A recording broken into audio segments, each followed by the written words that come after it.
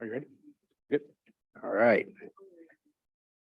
Good evening. The April 20th, 2023 regular board meeting is being recorded. Anyone wishing to observe the meeting may do so via AVUHSD's YouTube channel. Individuals may take photographs or record meetings provided the individual's conduct does not constitute a disruption, including obstructing the view of others. Roll call. Ms. Corona. Present. Mrs. McGrady. Present. Mr. Sanchez. Present. Mrs. Nguyen. Present. And I'm here, and Mr. Delgado is absent. Do a public business from the floor, closed session agendized items. Are there any comments from the public on closed session items? I don't have any comments for closed session at this time. Okay, great. The Board of Trustees will go into closed session and reconvene the regular meeting at 6:30. Thank you.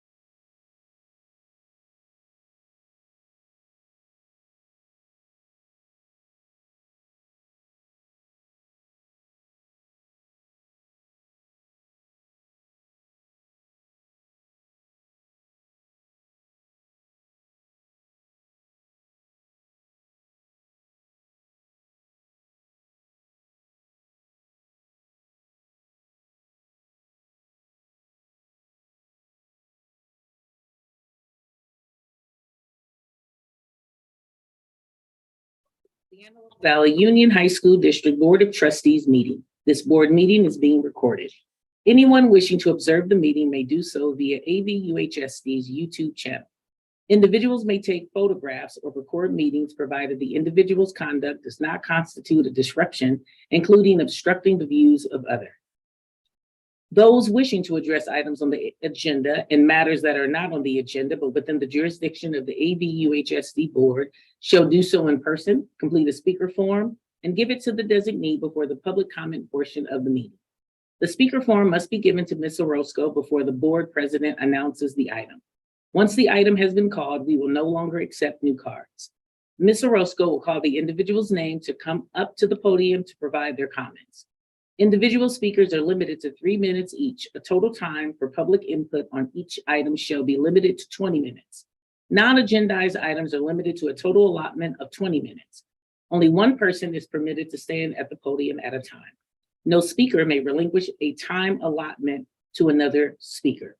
The district encourages members of the public to attend board meetings and to address the board concerning any item on the agenda or within the board's jurisdiction.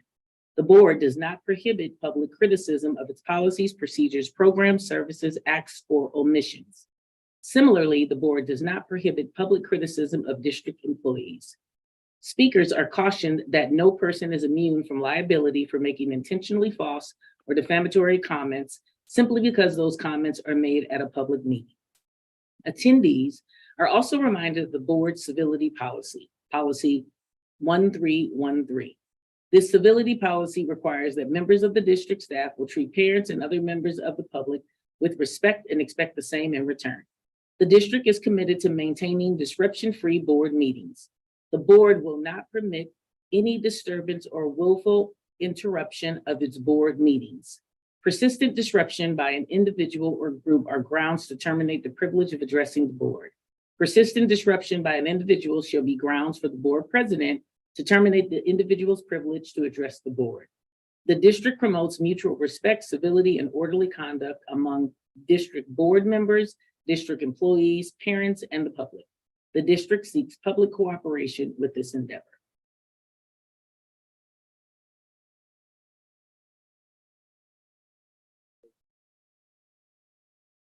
Awesome. And I think this is the first presentation of colors, right? So doing tonight's presentation of colors is Highland High School's very own JROTC. Everyone, please give them a big round of applause.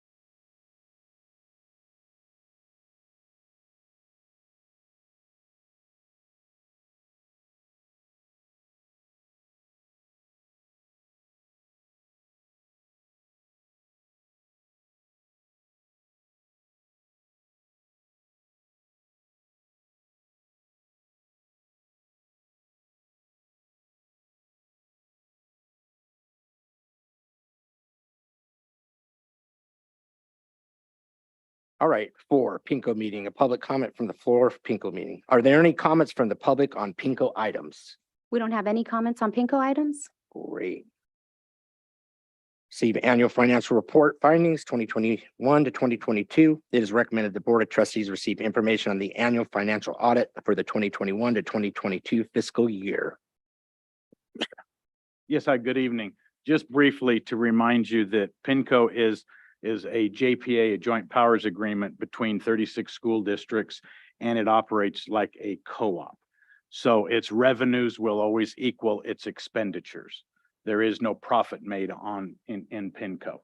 And looking at their audit, they have a unmodified audit, which is the best the auditors will give. There were a couple of specific findings that we have corrected, and it has to do on page 35 to look at that, and it's regarding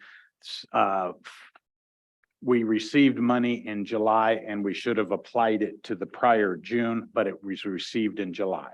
So it's not that we didn't get the money or that we didn't spend it or that there's any problem with it. We just did it on cross fiscal years. And that was a note in there. And then the second one, if you see, is what's called the fair value of cash. Well, that would be the cash held at the LA County Treasurer's Office, and $100 there is not exactly $100. And it has to do with a bankruptcy out of Orange County some 20 years ago, that the county treasurer's office invests in a bond, for example, and on any given day, the bond, that $1,000 bond might be worth $950. So they take the $950 as the value of that, not to the full term. But that's the two items that are covered under their audit. And they both have been corrected. Thank you. Right. Purchase order schedule, PINCO. It is recommended the Board of Trustees approve and authorize the purchase outlined on the attached schedule. May I have a motion? So moved. Second. Discussion? Seeing none. All those in favor say aye. Aye. Aye. Opposed say nay. Seeing none, so moved. Here, we're gonna have to reconvene the regular meeting. 6, Mr. Delgado. Awesome. Here comes the most fun part of the meeting, is when our ICC student representatives from SOAR High School and the AAV will be presenting what is going on in their school districts. So first up is SOAR Lancaster. Everyone, please give them a big round of applause.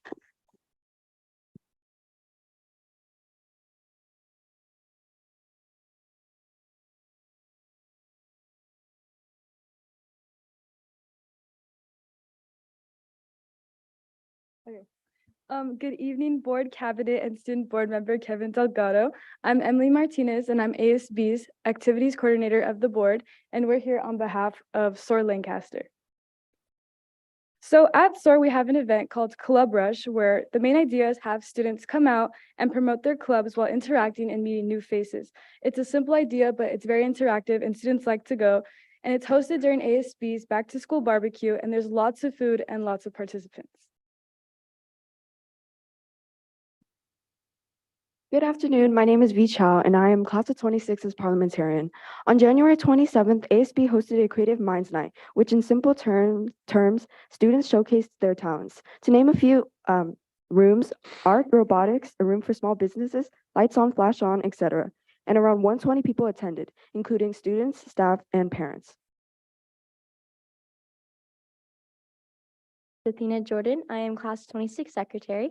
During Halloween, we had some mentee mentor fun at lunch with people, games, and candy.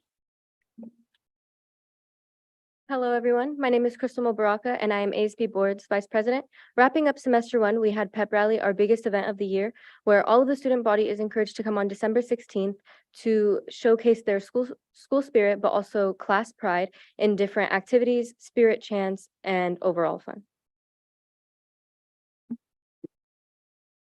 So late night tutorials, it's an after school event where students are encouraged to go, and it's a week before finals where teachers and students get together so that they have more preparation for their finals, which make them feel more comfortable with the material, as well as it's a great way to collaborate with their friends. All the food is sponsored by ASB, so they don't have to waste any money, and they get to learn, have fun, and eat.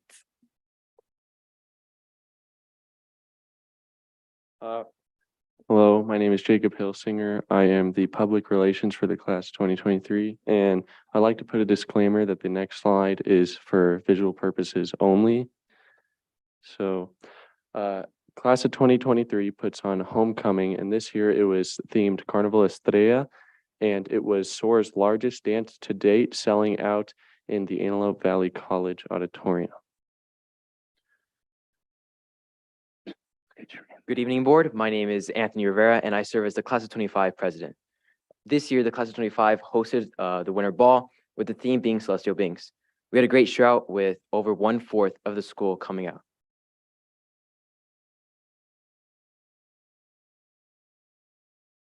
Class of 26 hosted spring dance. Our theme was Night in New York, and we made over $500 in profit. We have prom on April 29th. The theme is Enchanted Woods, and it will be at Los Robles Greens in Thousand Oaks. It is from 6 to 11 p.m., and we had a major sellout of 168 tickets. Also, this past weekend, for 3 days, 14 SOAR students, including advisors, went to the California Association Student Leaders statewide conference, where we participated in different workshops, leadership bonding activities, and met schools from all over California to better our leadership classes on campus. Today, SOAR BSU hosted a dinner celebrating women of color and their contributions to society. At this dinner, business owners and teachers presented to the students. Also, our Hispanic Latinx Heritage Club is hosting a Culture Fest tomorrow, and they are representing 15 different countries and selling food and doing traditional dances. Also, our sports club is hosting SOAR Olympics, which is a competition where it's class against class, and that is being held in late April.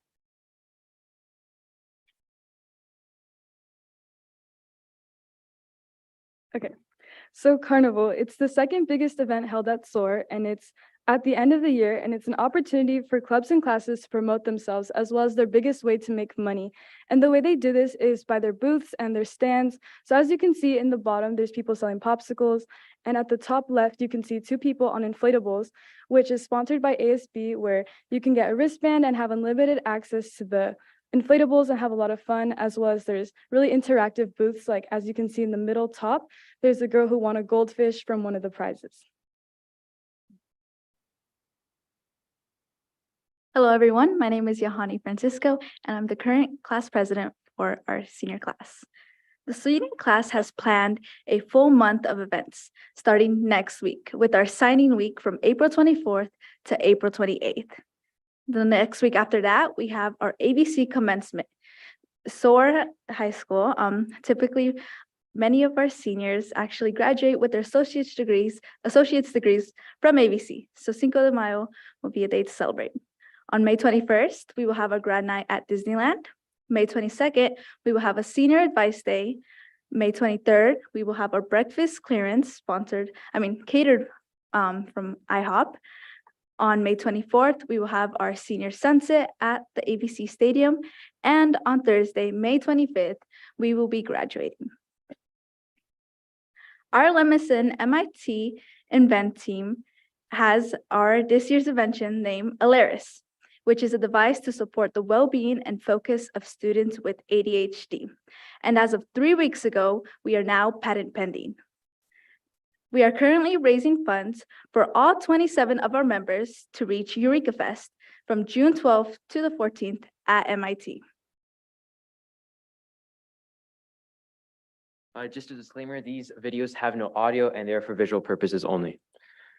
So because SOAR doesn't function like a normal school where they have announcements during homeroom, we use our broadcasting SOAR streaming, which is uploaded weekly to our YouTube channel.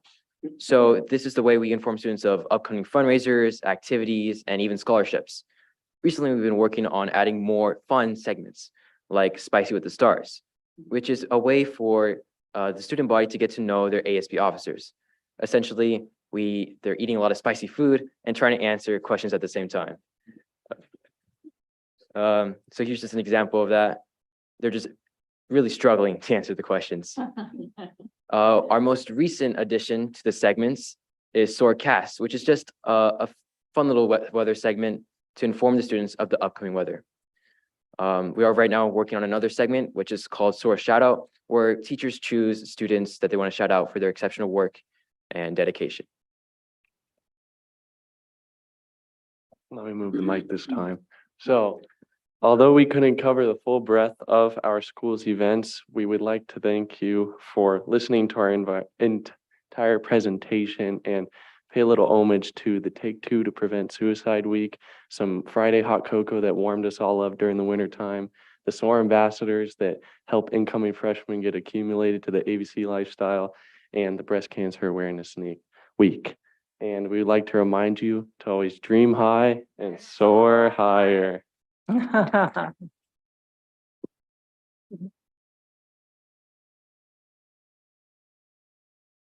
Mr. Hughes, I do have a question. course So you do. how many of you Go are? back up, please. Yeah, I always do. How many of you are seniors? So you'll be graduating with an AA or an AS degree as well as a high school degree? Yes, so Jacob and I are the only seniors on ICC this year, and we will both be graduating with an associate's in arts and humanities and math and science. Congratulations. Congratulations. That's amazing. Outstanding. I wish you both much happiness and good fortune in your future, but I'm so happy for you. Thank you very much. Can I ask a question? Sorry.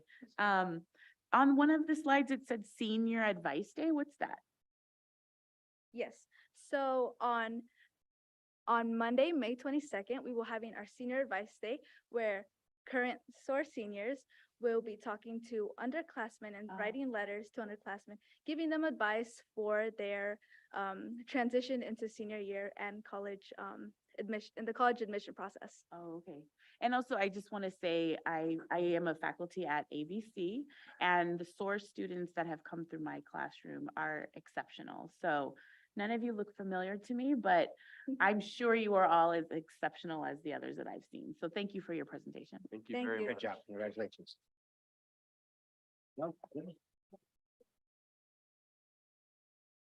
Awesome. Thank you so much, SOAR Lancaster. Up next is SOAR Palmdale with their very first ICC presentation. Give them a round of applause, everyone.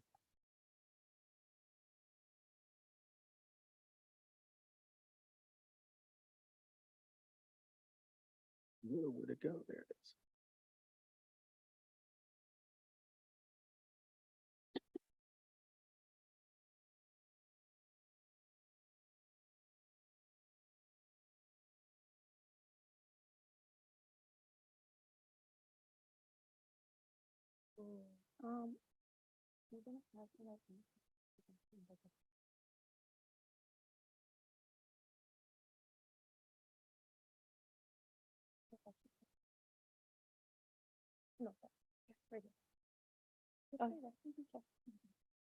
Good evening, Cabinet, and good evening, Board. My name is Abigail Green, and I am ASB President at SOAR Palmdale. And tonight we'll be talking about how we are defining our legacy as ASB.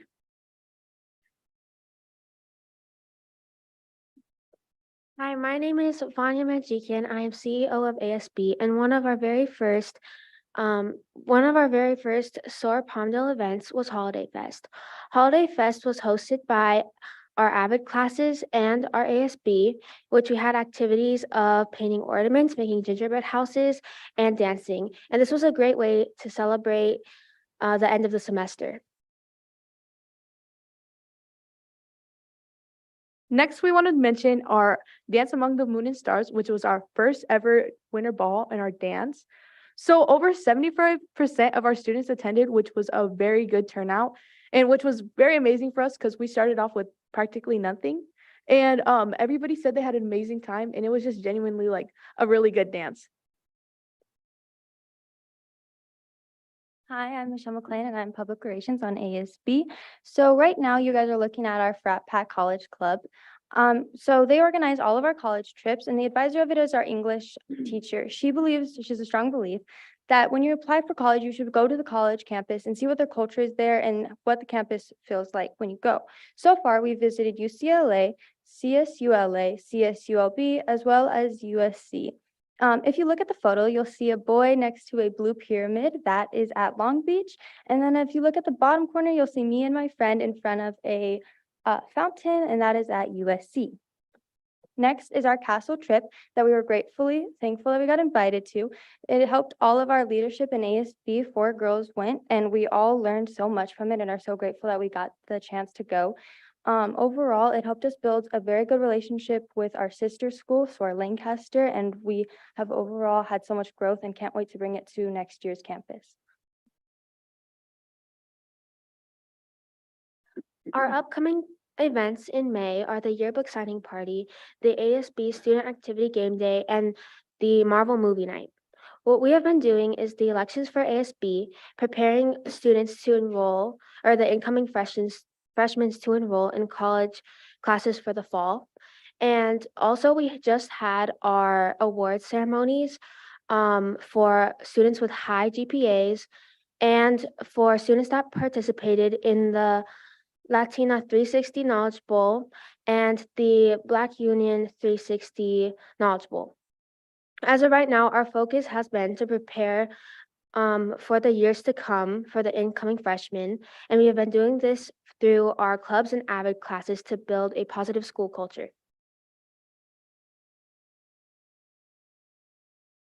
So we also wanted to show off our new SOAR high school shirts for our ASB, which took us quite a while to kind of design ourselves. So can you turn around real quick? So basically this is our ASB. Here, let's show the board. Come right here. Okay. So we got our first shirts, and then also we also have our title of our position and also first in flight, which is pretty meaningful for us because we are the first legacy class and we are thankful for everybody that helps us define it. And we just thank you for all the support. Thank you so much. Any questions?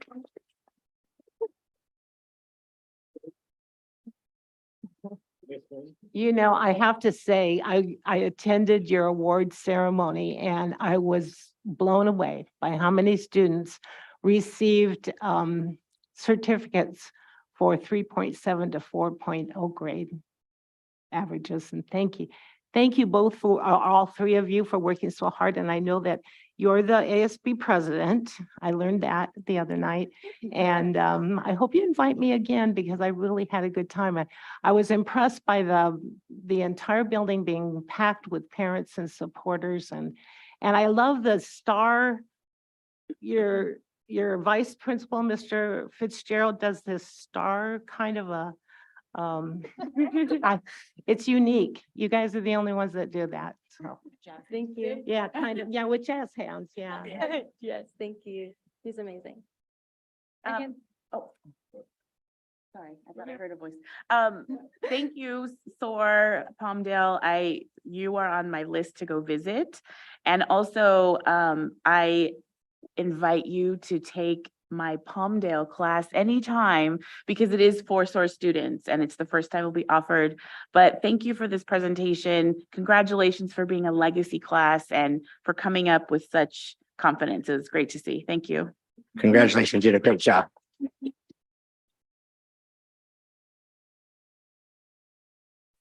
Thank you, SOAR Palmdale. Up next, we have AAV with their ICC presentation. Everyone give them a round of applause.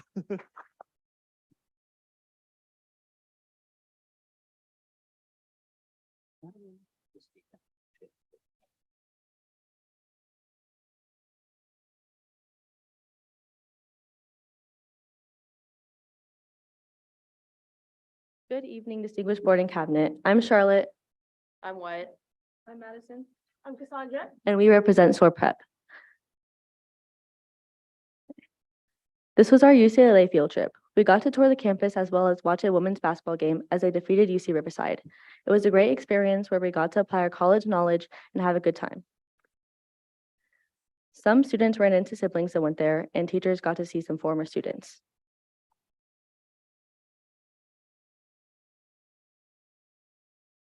Plethora of student involvement. Some of our clubs include BSU, Drama Club, Story Club, Football Club, Programming Club, Athletic Club, and Bible Club. Some of our notable events are Drama Club's Grease production, GTT making us new cornhole boards, Art Pod painting benches, and Bible Club's food drive.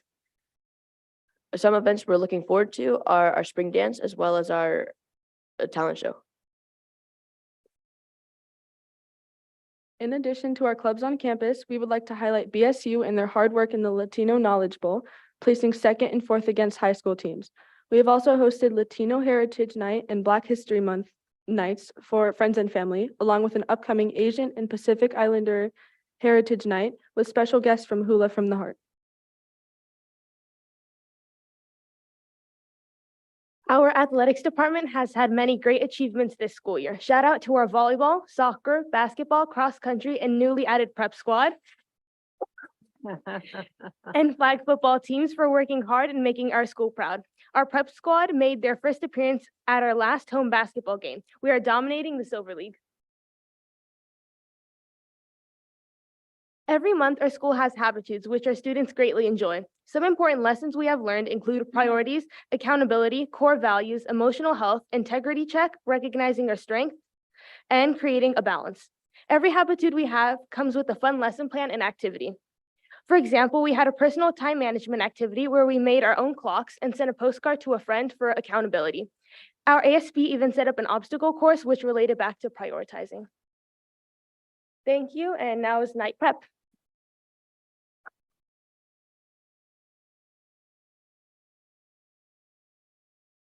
Hello, I am Kylie. So night prep, Spirit Week. So Monday. Oh wait, so quarter one, Monday, silly sock day. Tuesday is anything but backpack day. Wednesday, match day. Thursday, throwback Thursday. Friday, school spirit. 8th grade, wear black. 7th, white. 6th grade, gold or yellow. Quarter two, costume day. Tuesday, crazy hair day. Wednesday, pink out. Thursday, gender swap. Friday, Disney day. Quarter three, pink, red, and white. Tuesday, dress to impress. Wednesday, hat day. Thursday, stuffed animal. Friday, elder day. Quarter four, on Monday, dress up as a teacher. Tuesday, Adam Cell day. Wednesday, BBQ dad versus soccer moms. Thursday, Star Wars day. Friday, Hawaii day. As you can see on the right, we have a little spot near like where we can study, and when we are at lunch or snack, we can do our mission work.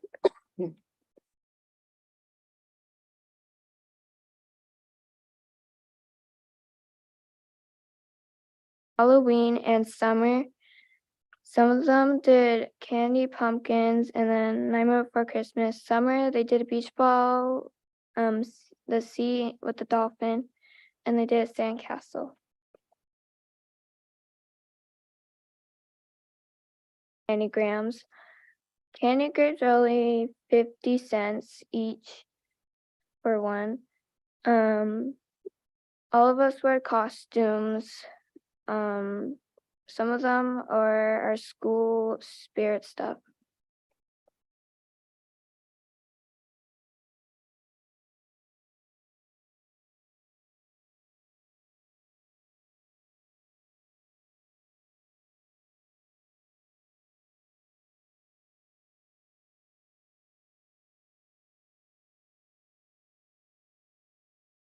Halloween, the 8th graders make posters every time when there's a holiday. Some of the 7th graders made cool puppets and cool projects. X Block. X Block is cooking, it's music, and puppets. Sports, volleyball, cross country, flag football, soccer, basketball, track and field, and the VJ girl volleyball.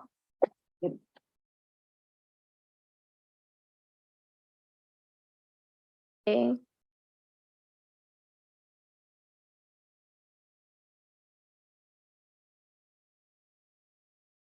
Drive. We donate those who struggle or in need. Over 500 cans were donated to Greece Resource.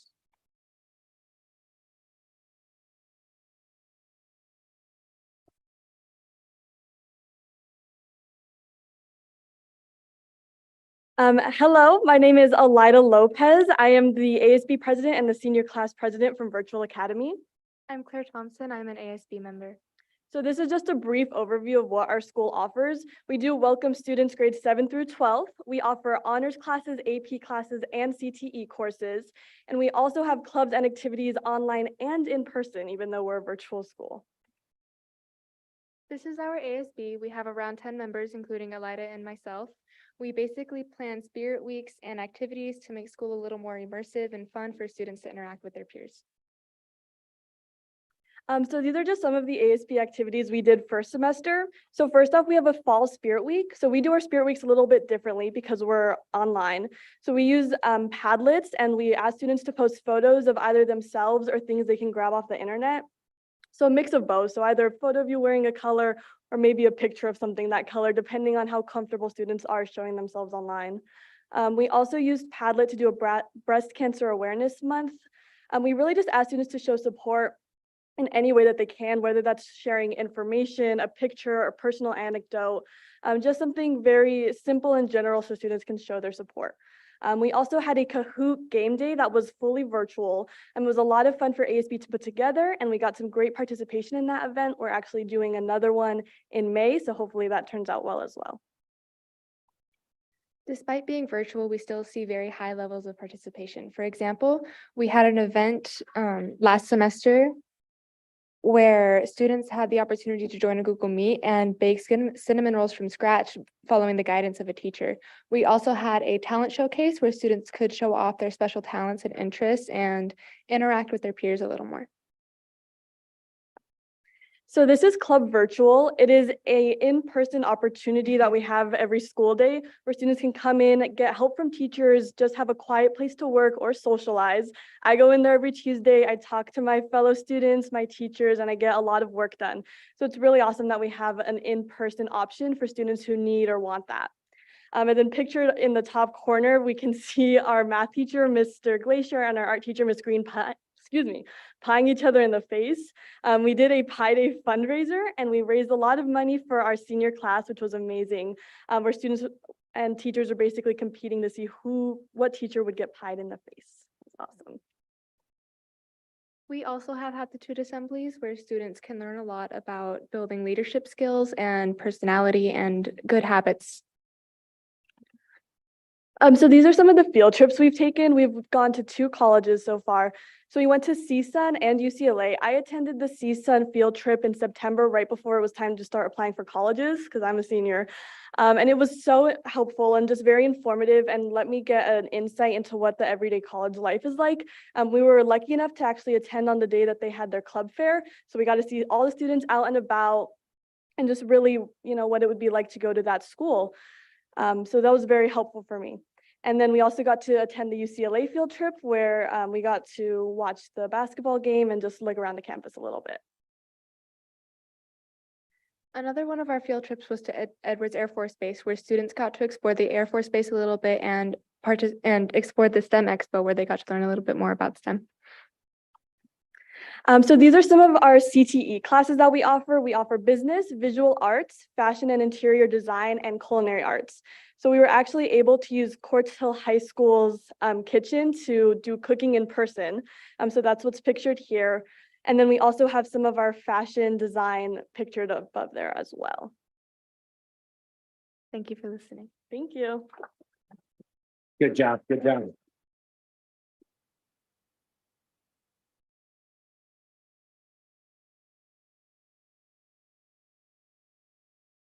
Are you good? Yeah. All right, moving on. Right, we will go. Thank you, guys. Thank you. Thank you. Outstanding job. And thank your teachers. They're awesome. E. Greg, are you gonna fill it for Mr. Grado? Recognition of community partners during the aerospace career? Sure, I'd like to ask Teresa Howard and Dr. Betsy McKinstry to come up. Thank you. That little girl is awesome. Good evening, Board of Cabinet. My name is Teresa Howard, and I'm the Director of Industry Liaison and Post-Secondary Partnerships. And here to help me is Dr. Betsy McKinstry, Director of CTE. It is my great honor to recognize the amazing sponsors of the Aerospace Valley Career Fair, A Salute to Youth, that was held on March 10th, 2023. We had over 2,000 students and 100 exhibitors attend this widely successful event that was held in the NASA Armstrong hangar at Plant 42. Please enjoy this highlight video created by our very own Eastside High School students.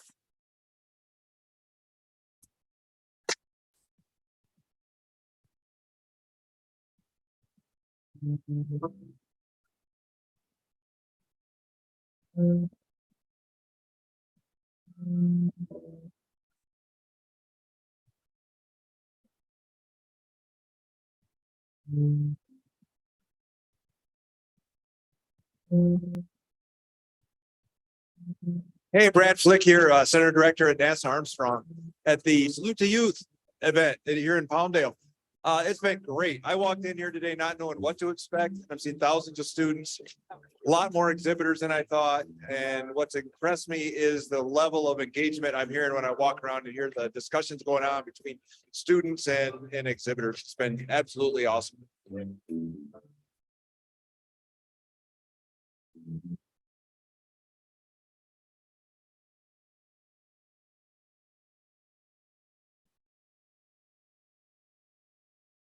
My name is Brian Sandberg. I'm an engineering test pilot for the Lockheed Martin Corporation. So the job of an experimental test pilot is to be both an engineer and an aviator. So that is somebody who knows how to operate the machine, but also how the machine was built and how it was intended to operate.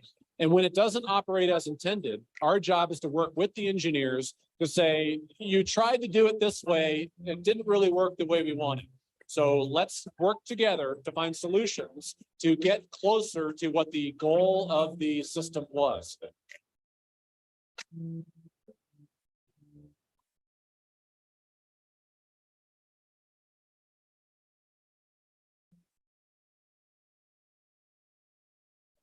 My name is Joe Piotrowski. I am part of NASA Armstrong. So what my job here is I'm an operations engineer. So if you actually look at this plane right here, this is our DC-8. What I do on the plane is I handle all these science installs, flight planning, working with scientists. We also handle the airworthiness of our planes. Is it mechanically safe, maintenance wise? I get to fly on the planes as a mission director. So what I'm doing as mission director is I'm working with science in the back and the pilots in the front, coordinating flight lines, safety. We open up the science doors, sometimes turn on the probes, all that type of stuff.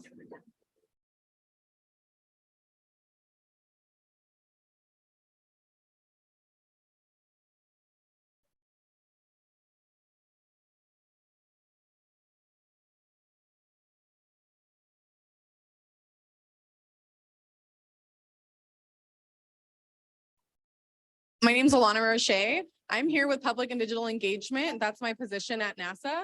I'm from the Office of Communications. We're here just talking about our NASA message, spreading the word, here to talk to kids like you and talk a little bit more about some of our projects. Today, we're talking about AM, which is our Urban Air Mobility Project, and also our new aircraft that we're getting built right now by Lockheed Martin, our X-59 aircraft.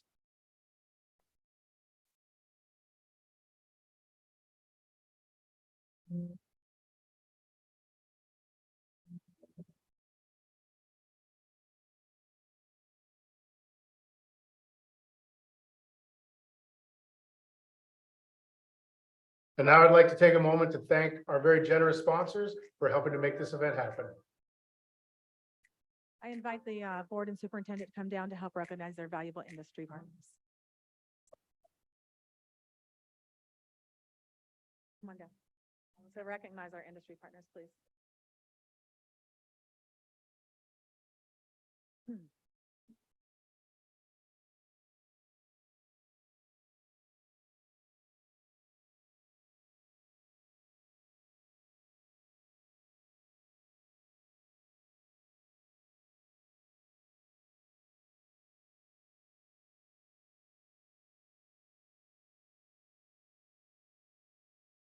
Advocacy of Air Force Plant 42's Director, Dr. David Jester Smith, in partnership with Ken Neitzel and with the support of General Higer, Hilita Van Hoy, and I'm sure many others, the career fair was able to return to Plant 42 following a brief pause due to increased security requirements following the events of 9/11.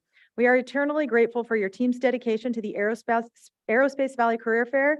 Please know that it positively impacted many students.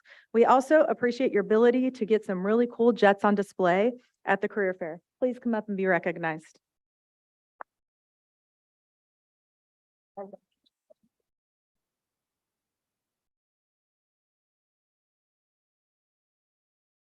In addition, NASA Armstrong's director, Bradley Flick, and his team, namely Brian Barr and Tracy Taylor, were integral in the planning and execution of the event. Without their commitment and dedication, this event could not have taken place. Brian and Tracy spent countless hours on the layout, identifying security protocols and parameters, and working with the entire event team at the NASA Armstrong to ensure it went off without a hitch. Please come up and be recognized.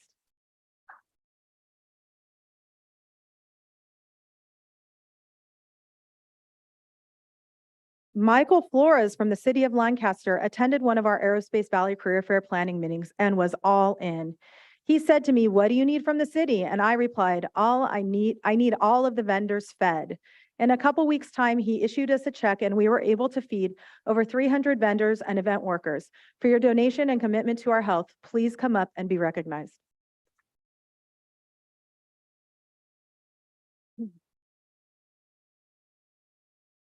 I can't say enough about waste management.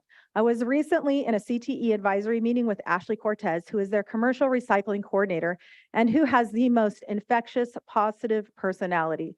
She asked what support we needed for the event. I proceeded to tell her that we needed rollaway dumpsters for recycling and trash bins throughout the hangar, 10 porta potties, and hand washing stations, all for free. Within a couple weeks, Ashley made sure we had everything we needed donated for the small price of listing them as a sponsor on all documentation associated with the event. Josh Mann is here today to receive the certificate on behalf of Waste Management. We truly appreciate your support.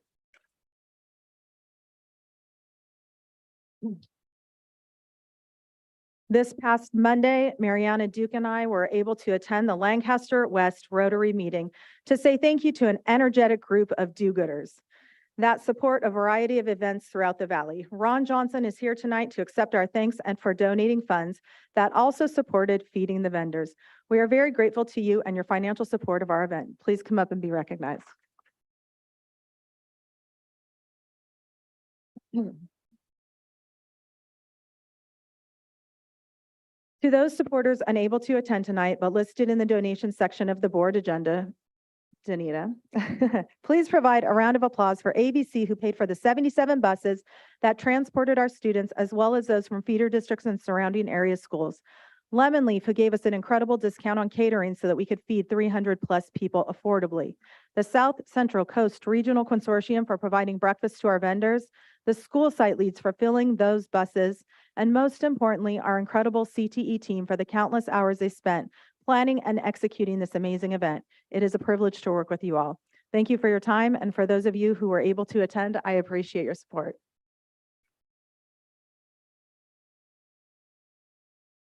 Right.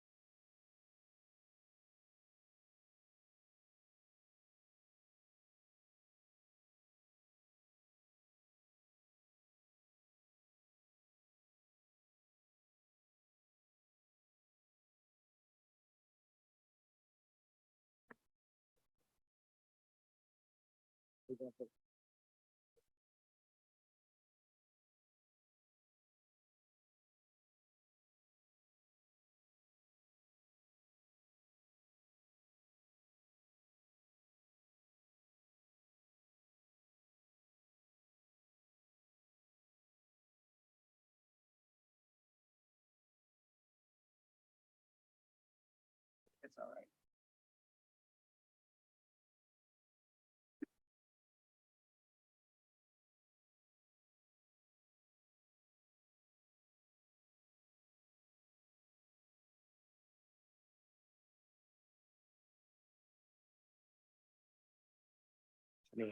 So next we have Mr. Steve DiMarzio. He's a board member with West Side School District. He's here today to talk to us, share Tech Force Foundation. Mr. DiMarzio, thank you for being with us tonight.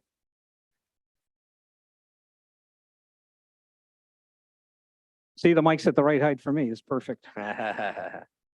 Evening, President Hughes, members of the board, Superintendent Nian, cabinet, administrators, and those assembled in public. I wish the students were still here, so a lot of it is geared towards them.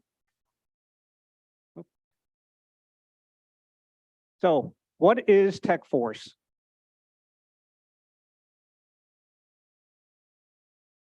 Force, the first and only peer network for next-gen tech. Welcome to Tech Force, a platform dedicated to launching and advancing the careers of next-generation technicians. People like you, students, instructors, working techs, industry leaders, you. Showcase your school. All right, now. Go ahead, sir. Awesome. Tech Force, the first and only peer network for next-gen tech. Welcome to Tech Force, a platform dedicated to launching and advancing the careers of next-generation technicians. People like you, students, instructors, working techs, industry leaders, you.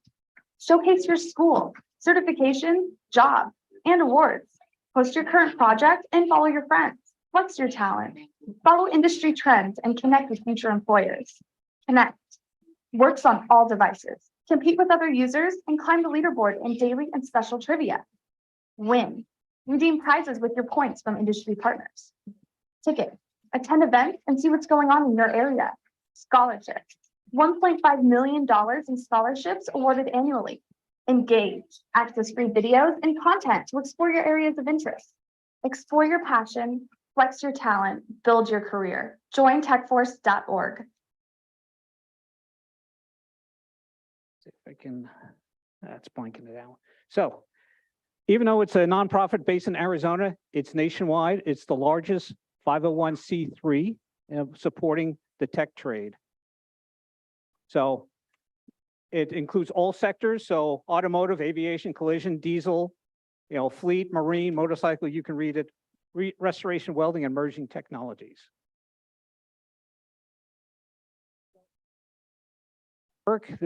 Joining the network is key. So within the last 4 years, they've created the network. I joined the network 4 years ago. You can be a student, you can be, anybody can join, the parents, students, instructors. I joined as an enthusiast. As you can see, you create a profile on Tech Force. There's an app you can download. You can do it from your phone. As you can see, that's a current page. So lifetime, I am the leader on the network. So I'm not eligible for prizes. It's more of a game based. I'm kind of type A, kind of competitive. So I challenge the students to keep up with me. So it's fun. And I'll go through a little more details of the network. And I got scan cards. I got more flyers for those in the audience.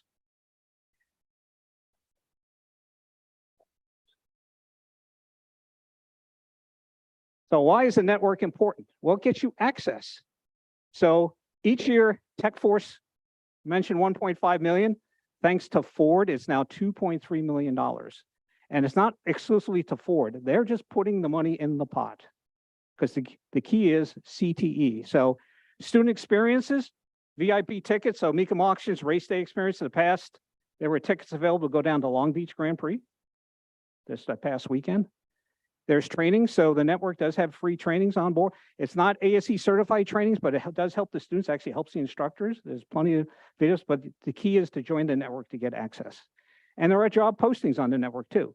So to post, companies need to join the network too. So it's all free. I mean, the companies do have to post a minor, it's not expensive just to post their job postings. It's a minor fee. I don't know exactly what it is. I've been on Ambassador probably about 6 months. So I'm still getting up to speed on a lot of this. But students and everyone can join for free. There's prizes available. In fact, the last season, the top 3 students got a parts washer worth $600. So, I mean, it's very good for the students. The key is to get them involved and engaged. So here's the types of scholarships. The majority of scholarships are need-based, not grade-based. There's few that are academic. A lot of it is need-based to keep them in college, whether it's fixing a flat tire, get their car fixed, just to keep them engaged so they don't drop out. It's corporate and individually sponsored. Ford, they dropped $1 million. But there's individual sponsors too. And the current goal is to increase the number of individually sponsored scholarships or donations. So here's an example of individual scholarship, accelerate tuition scholarship awards. So this is tuition assistance. One that I sponsored is the Lynn St. James Women in Automotive Fund. So I've got a 5-year commitment, I'll probably up it. So I donate about $10,000 a year to this fund for needs-based. How to join the network? Scan it, it'll take you right to the network page. In fact, those who join tonight, after my presentation, I'll stand it back. You can get a free t-shirt if you got a verified profile. Unfortunately, I got large or small. I don't have, so I'll have to go back. So I'll owe you one, just put an IOU and I can get different sizes, from small to 2XL if you need it. So fast facts. So there are 5 open jobs every new tech graduate. As you can see, this is a little bit dated. I think it's up to 330,000 new just to keep up with demand. So there's over 700,000 auto diesel collision techs will be needed from now until 2025. So that includes, your internal combustion engine, hybrid, EV, CNG, hydrogen, you name it. People need to fix it. So this is the key point too, is only 3% of current techs are women. So the key is boosting to get women in the workforce. And it's future driven. I mean, it's no longer just changing oil, changing spark plugs, points and condensing, you're done. It's has 70 computers, 100 million lines of code. So you really got to be a technician. In fact, the board of directors chair and president recently said, these are really high-tech careers. It is STEM. She calls it the new collar type of work, not blue collar, new collar.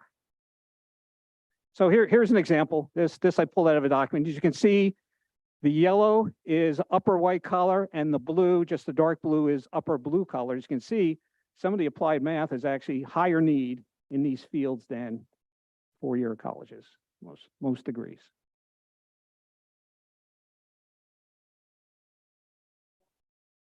There's a Future Tech's Rock Award, and that's most engaging, promising, and passionate students role in transportation.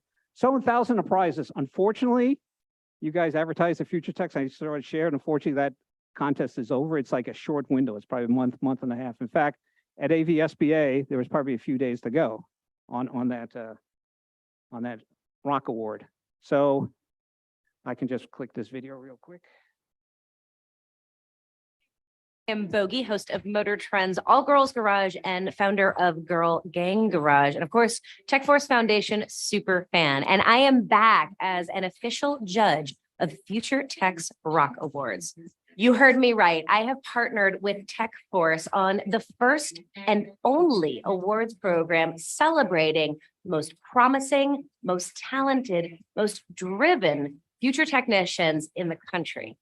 Nominations are officially open now. So go to techforce.org/futuretechsrock to nominate your favorite future tech. One winner from each category receives amazing recognition and some really cool prizes from Tech Force sponsors. So if you know a future tech who rocks in your school, in your community, anywhere, visit techforce.org/futuretechsrock to nominate them now. So there was a contest. So as to even my surprise, real quick. So there were 10 categories in different fields from automotive to aviation. And if you noticed, when you scroll down to Teresa Saka, she was an aviation category winner from Antelope Valley College. So just as a finalist, she got about $1,500 in gift cards and money. So I voted for Teresa. So voting was open for a short period of time. I mean, it was advertised in the Antelope Valley Press after Bogey Latiner spoke at AVUHSD. With the Tech Force called Julie Drake, hey, you need to push this piece. And, it's the fastest turnaround I've seen, probably 24 hours later, there was another piece about Tech Force and aviation and Teresa Saka. So 10 finalists were 7 states and 10 schools. So these finalists were actually, I picked the judge in restoration. So Tyler, I actually picked the winner in that category. But you got to vote, the public got to vote on these winners. So There are 4,700 total votes.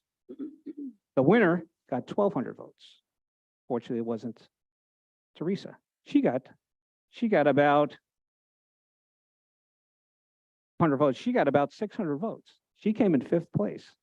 Now, she could have won. So if we spread more people vote, vote, she could probably won. And she got, the winner got about $5,000 in gift cards, tool certificates, and money. So quite an accomplishment. Oops.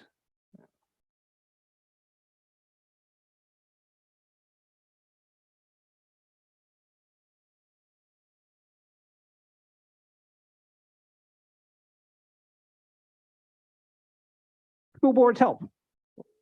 Typically high school, because you're the next step to them probably going to pick their career path where they go continuation school, UTI, EVIT. I mean, I'm talking Arizona, but there's other colleges. There's UTI campuses in California as well as other public CTE. So join the Tech Force Network. Easy as just scanning, clicking. Individual school. Explore the resources there. There's a vast amount of resources. That link is broken, but I'll show you a sample page. Promote the network to students, teachers, and staff. I know you have a few staff in your. So advocate for career technical education. College isn't for every student.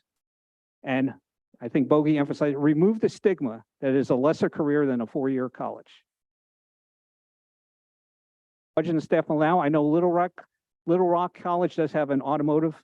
I looked on your website. I'm not sure how big it is, but they do have an automotive focus at Little Rock. And push it's STEM. So STEM students are excelling. Maybe it's not college, maybe it's this career, because a lot of these companies, they actually pay for students to go to school. So they can actually come out debt-free and have a job lined up for them. And they're hiring. And the ones that do go, they're 9 months to maybe a year, maybe as high as 2 years, depending on your specialty. They come out a lot better off and they can pay off the debt a lot quicker. In fact, if they're paying for the school and they get hired, that company may pay off their tuition, assuming they stay on for a year or so. Here's a sample of education resources. So there's just a page you can go. There's videos, there's flyers to post. Penske donated Penske Trucking donated this 40-foot, not 40-foot, yeah, I think it's no, 26 feet. It's 26-foot long truck. It's not a semi.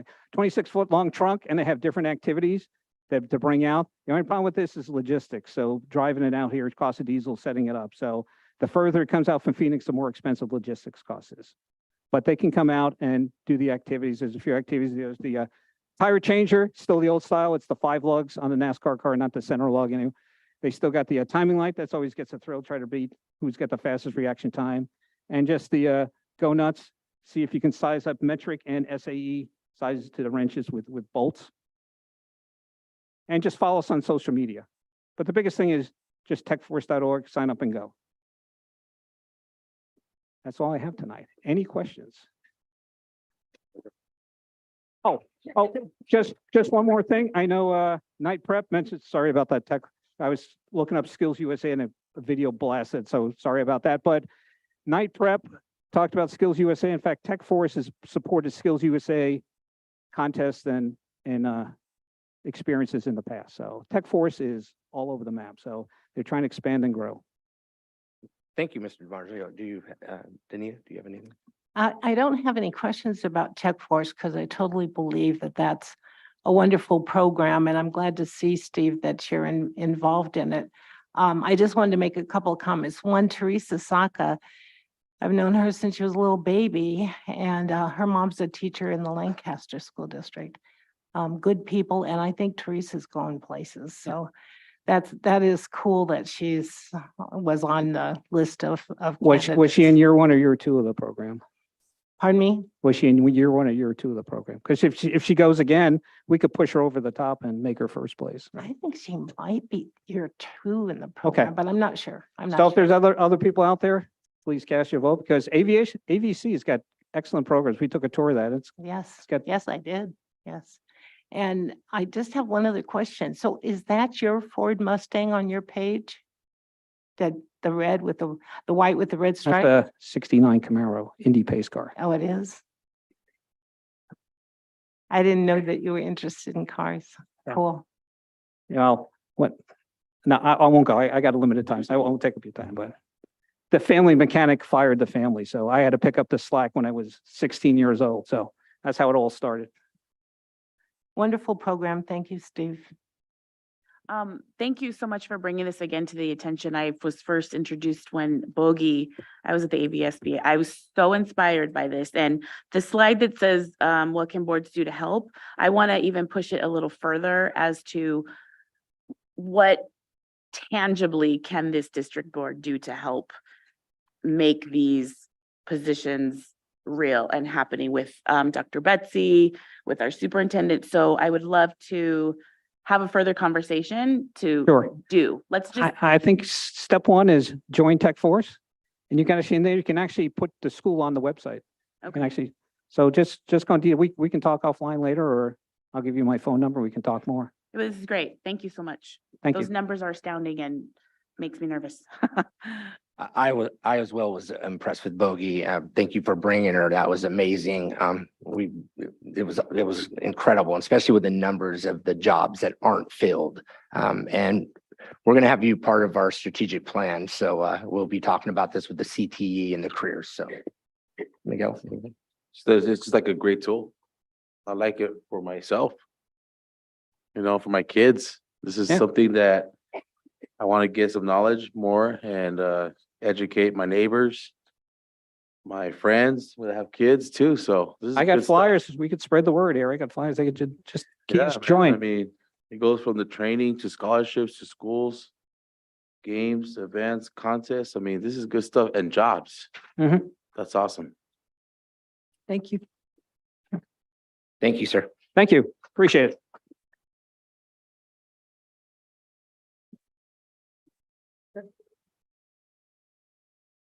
All right, next up, we have Scott Hampton and Dr. Teresa Morris, and they're here to present on the district's math literacy program.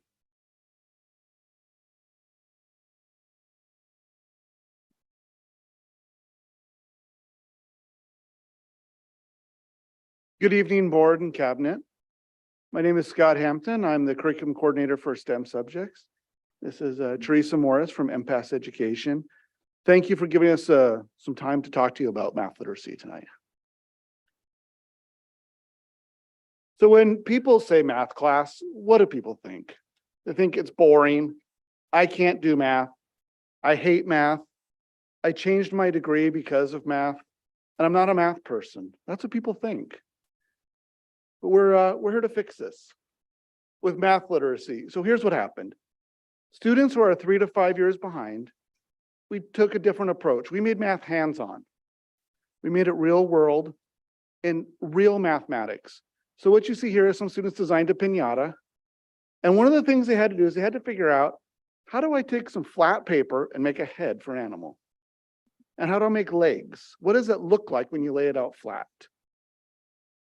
And the students started to realize that everybody can do math and that mathematics is fun. So here's what we did. We met with some teachers and we worked on this. And these are the elements of a mathematical literate human in our society. They're critical thinkers. They're collaborators, so they work together. They have productive failure. You're going to hear later on in a video from the students how the students learn that failure is part of success. These students learn about communication, how important it is for them to communicate their mathematical thinking to others, to persevere when things get rough, and then to be the problem solvers that we're going to need. In addition to that, but wait, there's more. It's also about community building. And when we're talking about community building, it's not just inside the classroom, it's outside the classroom. We have a partnership with the MOA, and right now there's student work on display for a stained glass exhibit from a math class, which isn't something you usually hear, that math students have a display at the MOA. We wanted to address the social, emotional needs of our students. So from the beginning, we put that into this program. This is equity-minded from the beginning. And it's low floor, which means that our students who are 3 to 5 years behind, wherever they're at mathematically, they can enter into this project and then they can grow from it, wherever they're at. And we're encouraging our students to take 4 years of math. So you have students that are 3 to 5 years behind who are taking more than 3 years of mathematics. And that's a win. Some people might say, I wonder how effective math literacy is. So we measured their growth and we looked at NWEA, which is our testing suite, and we looked at growth. So in the blue here, we have our math literacy students. In the orange, we have what we call our on-level students, or our students who aren't in math literacy, who are closer to grade level than the 3 to 5 years behind. If you look in Algebra 1, they're both above the 50th percentile for growth. That means they're both doing well. But as time goes along, the math literacy students stay above the 50th percentile, whereas the on-level students slide below the 50th percentile. And let me explain to you why this is important. If you're 3 to 5 years behind coming into high school, there's an equity, or there's a gap there, a performance gap. And when you're above the 50th percentile, you can start to narrow that gap. You can start to narrow the achievement gap down to where you can be more competitive in college. Because we want mathematics not to be a barrier for any of our students or anybody, period. Let's talk real quickly about our teachers. So the first slide, you can see our teachers are in pink for a summer training. We have teachers from Little Rock and Eastside there, and they did an amazing race for mathematics. So they run around the city using math to figure out different things to earn some points and try to win this contest. In the center, you'll see also at that, you can see one of our students from Desert Pathway. So even our students who are non-traditional students engage in this. And at the end, you can see 2 teachers, one from RX and one from Desert Winds, and they're playing with what's called the clinometer, and they're trying to determine how tall a building, a flagpole, or a tree is. It's something that you can't go up and measure. You can't just hop up a tree real fast and measure it. You can use this clinometer and the tangent function, and you can measure the height of something. Let's hear what the teachers have to say, though, from their own mouths. And my experience with the Math Literacy Project has been one of great success. Before becoming the principal at Courtsville High School, I was the principal of the alternative sites. And while there, we realized that our students were really struggling to pass math, even after having the class 2 or 3 times. Our students were earning credits about 25% of the time for the math class. Once we introduced the Math Literacy Project, we jumped at both schools up into the 60% range of students passing. What I found amazing is that during this time at Desert Winds specifically, our special education students that really do struggle with the algebra requirement went from only passing 20% of the time to 80% of the time. So when I first encountered the Math Literacy Project, I was kind of excited. I mean, trying something new, seeing if we can break that cycle. Then getting the training was like, okay, this is a little overwhelming because there is a lot to go into it. But then actually just doing the projects and I mean, being in with the kids and doing the projects, it made it like a lot more fun. And the kids, you could see their confidence going up. But then we put it in some context. So like, I can do this. Good. And they're not like, why do I need to know this anymore? They're actually doing math. For me, the Math Literacy Project reinvigorated my passion for teaching math. Math isn't just about memorizing formulas and solving problems. We need to encourage our students to think critically, explore different approaches to problem solving, and of course, have fun.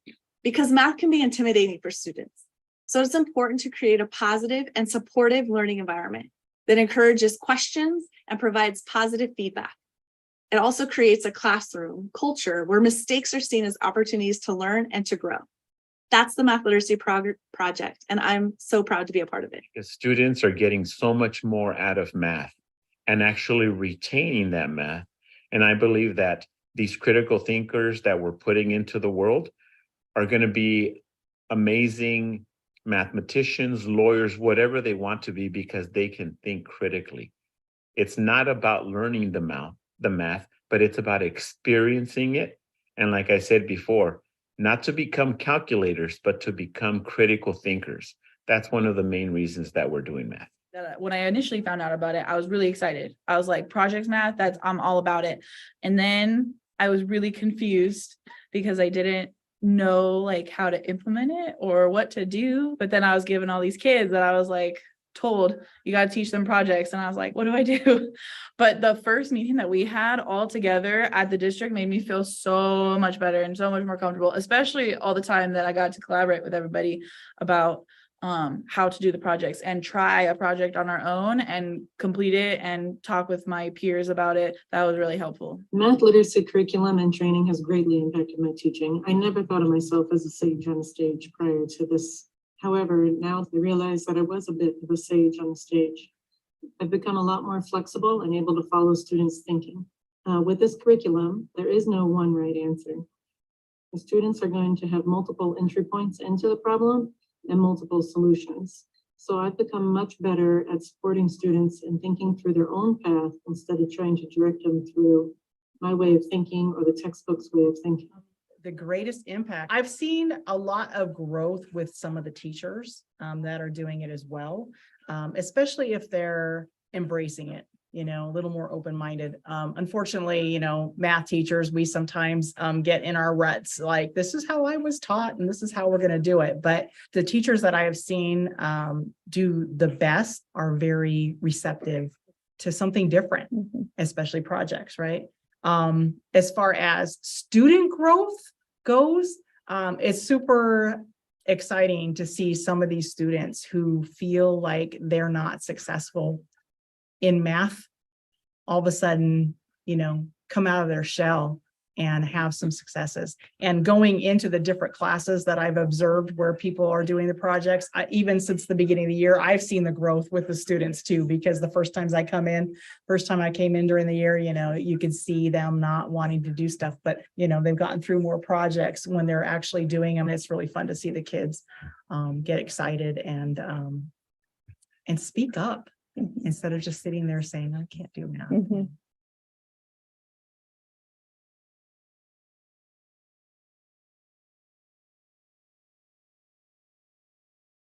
This is our MOA partnership.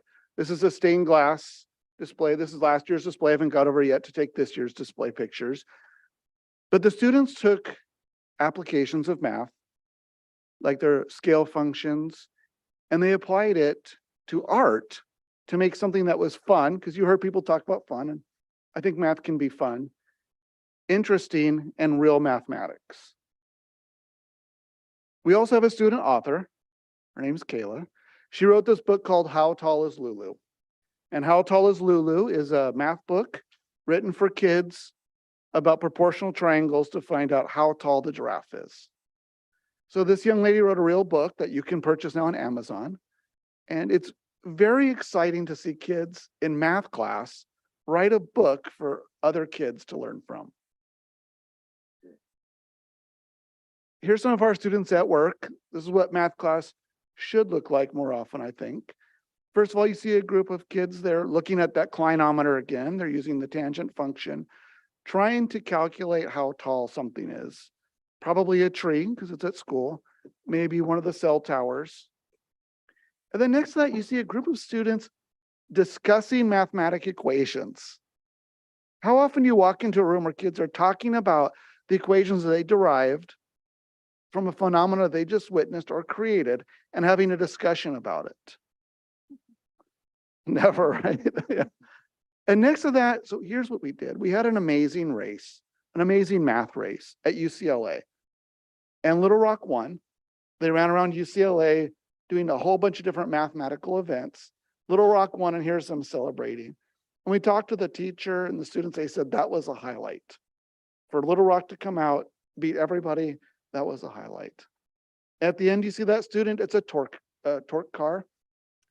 The student's calculating how many turns of a wheel they need to go, or how many times the wheel needs to turn to drive a car a certain distance, and how many rubber bands they need to put on to calculate this. And this student's talking about line of best fit. And these were students that came in 3 to 5 years behind, talking about line of best fit and tangent functions. Let's hear from the students though, because let's see what they have to say.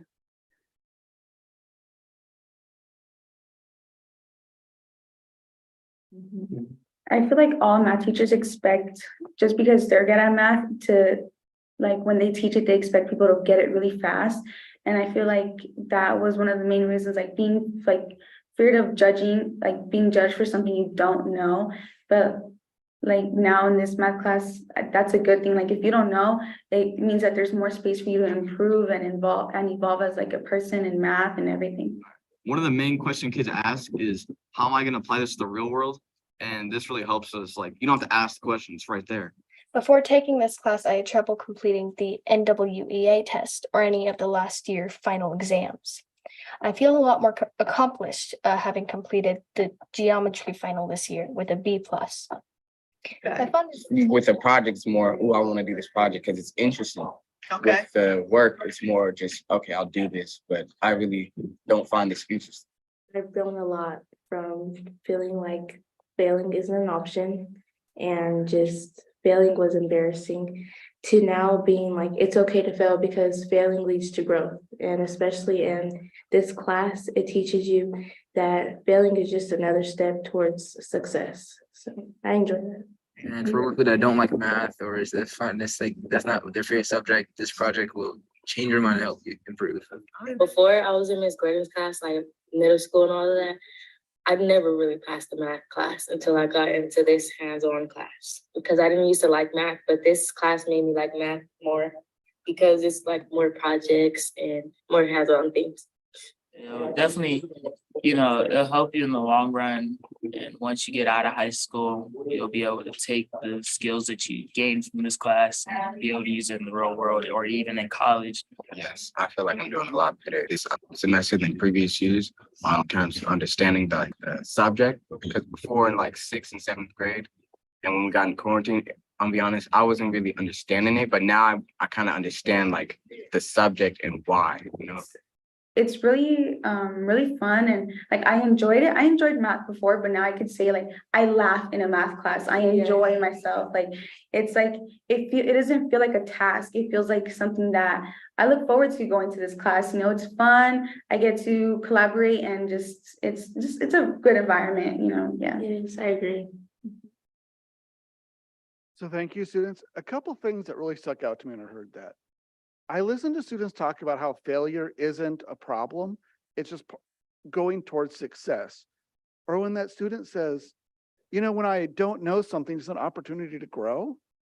You don't hear that a lot in adults or students, either one. So I just was really reflecting on how much growth it is. And then hearing someone say they laugh in math. Come on now. That's not usually what we hear kids describe mathematics as. So I'm gonna have Teresa talk for a minute now. Thank you. Thank you, Scott, and thank you for the opportunity to share this amazing math literacy program with you. It has been quite a 4-year journey to this point, but a little bit about myself as to what came about in this. You'll see here a little bit about my background, but the one that you want to draw your attention to is I have over 30 years of education. I've taught everything from kindergarten through graduate level. That's in math courses as well as teacher preparation courses. The one I wanted to bring your attention to next is the key assessment architect for Smarter Balance, AP exams, and the newly released SAT and ACT. So what does that mean to you? I am the original creator of the math questions on these Smarter Balance performance tasks. They take my items, send them to Cube Farms, change names and numbers, and make thousands of them. So I am that person well protected way in the back that we don't try to tell people publicly who I am. But that's what I do, and that's what I used to do. I'm also an assessment and a curriculum creator. I've been hired by McGraw-Hill, Discovery Ed, and a bunch of other people. And I was like, we're still missing some of this. What we're missing in a lot of other curriculum-based elements is equity. On every national assessment, there is an absolute mandate for equity and accessibility. Accessibility meaning physical, emotional, social, cognitive, and socioeconomic. There are national guidelines for that. I help develop those. So the math literacy program, that curriculum, is founded on all of those tenets. Bill Gates Foundation is learning of this program. They are anxious to know more about this program. We have 2 national evaluators that are examining the actual curriculum itself. Ray Pershone from Stanford University, who used to be my boss. I worked at the Stanford Center for Assessment, Learning, and Equity for quite a while. And then Stuart Call, who is part of national assessments for the U.S. Department of Education. His comment to me directly was he has never seen such a comprehensive curriculum as what we're developing for the math literacy. It's got the math content level, it's got social emotional learning, it has career readiness lessons, all tied directly into it. You heard a lot of presentations tonight about that step towards university, that step towards a career. Well, every one of our projects is founded on a tangible element in the real world.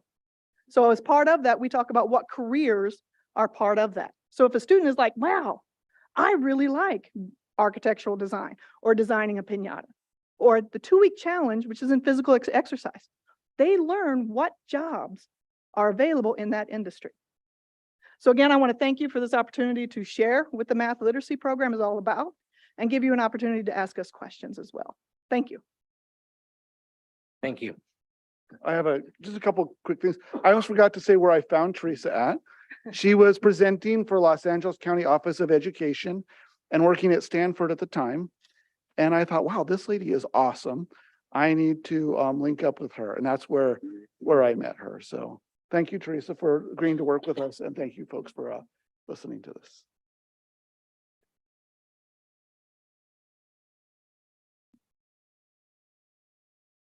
You got it. Go ahead. Teresa, you didn't say anything about how you helped our Antelope Valley High School student publish her book. And it's because of MPAS that she actually got it published. And I want to thank you. She's very proud of that book, and it's way cool for a high school student to write a book, and thank you for helping her get it published. Well, thank you for being at that event last night to celebrate her accomplishments. Kayla Maples was at Desert Winds High School at the time in Kara McKnight's classroom. And as Scott mentioned, she was working on similar triangles and shadows to be able to find the height. She authored the book and showed it to me. And I was like, this is impressive. My background is math. Clearly, you saw I'm in math. But I recognized the talent of this book. And I said, this is worthy of being published. So I promised Kayla, we're going to publish this book. Okay, talk about just stepping right into the deep end. I had no idea about how to publish a book. So we took a year and we figured out that through Impasse Education, my company, we can then publish through Amazon. Kayla was the first student. On May 20th at the district event here at this office, we're going to be unveiling 5 additional AV high school students who have authored and or illustrated and will have their book published on Amazon. Wow. So very excited about that. Thank you. And I want to mention too that the illustrator is not from the Antelope Valley. That's correct. The illustrator lives in Indiana. So my thought was, if I'm going into this student authored, let's make it student illustrated as well. All 100% of net profits from any sale of any book go directly to the students. Impasse Education retains none of that. It is our platform to celebrate student success, and that's what we're about. What I liked about the fact that you had said that the student illustrator, as well as they corresponded back and forth and collaborated on what the book would end up looking like. And they haven't met. The 2 students haven't met yet, have they? Correct. And actually I've saved those texts. You're stepping out on a whole new level here. So I was making sure that I was really helping the collaboration, and I would monitor their text messaging back and forth. But what I'm impressed by is 2 students who have never met each other, collaborating on a high professional level and back and forth, giving both critical feedback, both directions, and the result being a beautifully published book. Thank you. Thank you. Anybody else? I just had a question for the impasse. Off the top of my head, I don't remember, but how many schools are we implementing the impasse at? Or classrooms, I guess? I'm trying to think. It's almost all of the schools except for Oh. one school where the teacher left. So at just Oh, about every okay. school, So this- there's a number of sections depending on availability of the teacher. One thing is that it does take time for the teachers to learn how to teach differently, Right. because you heard the teacher saying, my degree's in math too. That's not how I was taught. Like I was taught, just sit down, do some math problems, everything will be okay. And just don't worry too much about the application. So Okay. it's great growth for the teachers. Like you Right. heard the other young lady say, I was excited and then I was scared. And then it was okay. So it takes some time for us to get teachers trained, but Okay. all the sites just about have math literacy classes in them. And then just one last comment. I love how whether folks want to believe it or not, arts integration is a part of the math. So of course, thinking about our STEM to STEAM culture. But MOA, that's amazing. The first image you showed is the piñata, and that's art. So arts integration into these other core subjects, I really appreciate that. So thank you for your We also presentation. have a marching band project as well.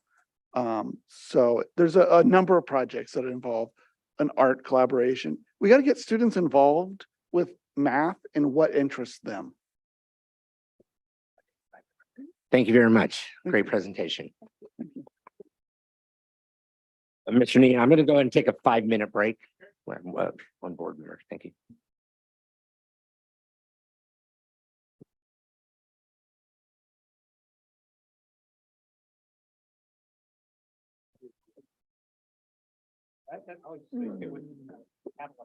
Casual. Sometimes those airfields, you gotta land there.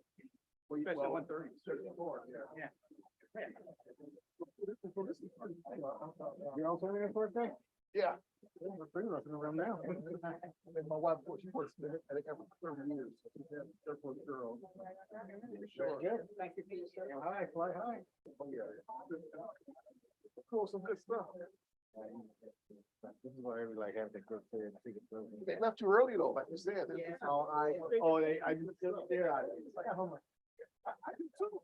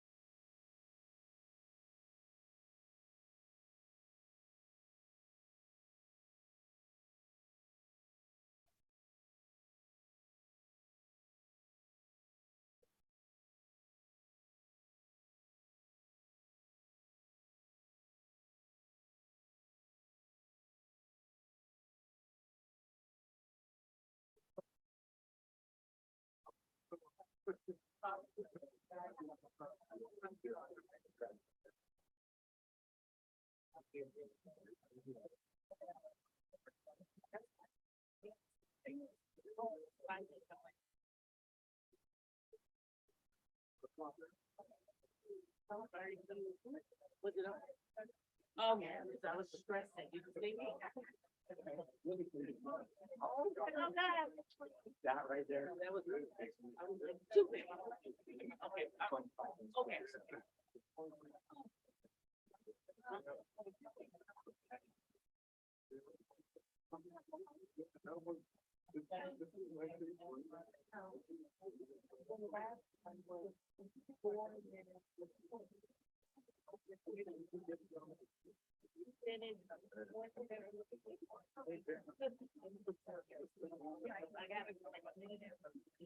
Almost.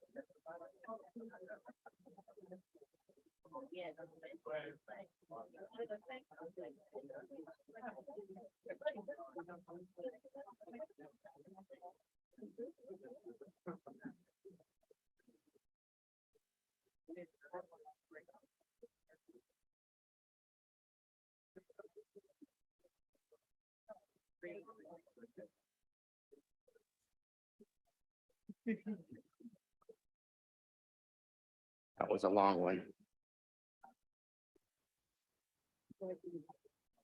Yeah, no. Okay, Mr. Nehan, can we go ahead and reconvene and we will go to E, item E? If I could have everybody's attention, we're going to resume the meeting. Uh-huh. We're gonna bring this meeting back to order. I'll do it. All right, my first gavel. That was my first gavel ever as a board president. History. All right, thank you very much. Can we come back to order, please? So the next item on the agenda is dress code. There has been some conversation recently. Is the Where's our microphone IT working? guy? Okay. There's been some conversation recently about dress code and our dress code policy. So the board had asked to have this on the agenda for discussion. Yes, sir. Ms. Corona, would you like to start? Yes, so I definitely want to discuss the policy 5132 and Reg 5132 specifically because one of them was last reviewed in 1994. And as we all know, things have changed over the past 25 years. And then the other was 2007. So I think it's definitely due that we talk about it.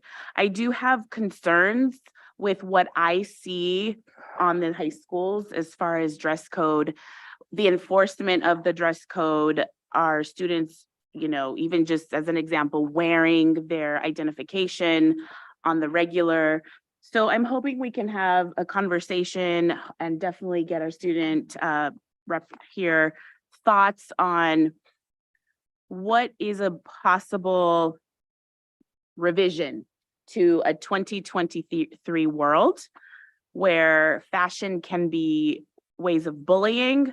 Fashion can also be a way of stating identity and their authentic self. So really trying to find a way to talk about this and go forth. So And- I just want to start with that. Thank you very much for starting the conversation. If I could just make it quick, can we give, I would like to give Mr. Nehan some instruction from the board to create some committees, some groups, including everybody, students, administrators, you know, principals, teachers, and start having this discussion so we can get to a revision on these policies.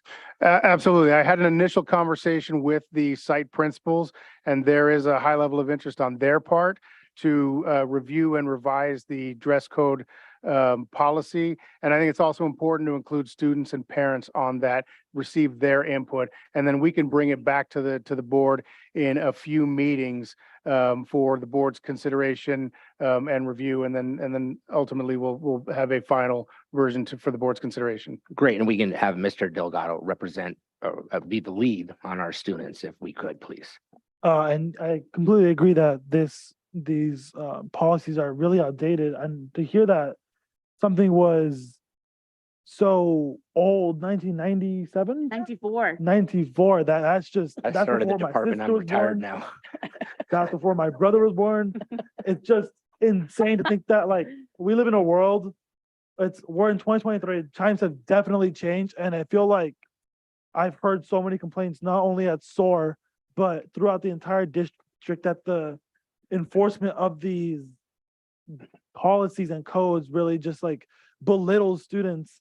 And it's really frustrating to hear it, because the way you dress is a form of self-identification and expression. So I feel like this is something that's been long overdue, and I am more than happy to get students who I know are going to be passionate about this topic to come and join a committee or a group, and we'll get to some consensus about it. Outstanding. Thank you very much. I appreciate your input on that.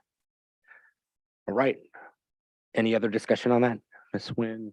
Ms. No, McGrady?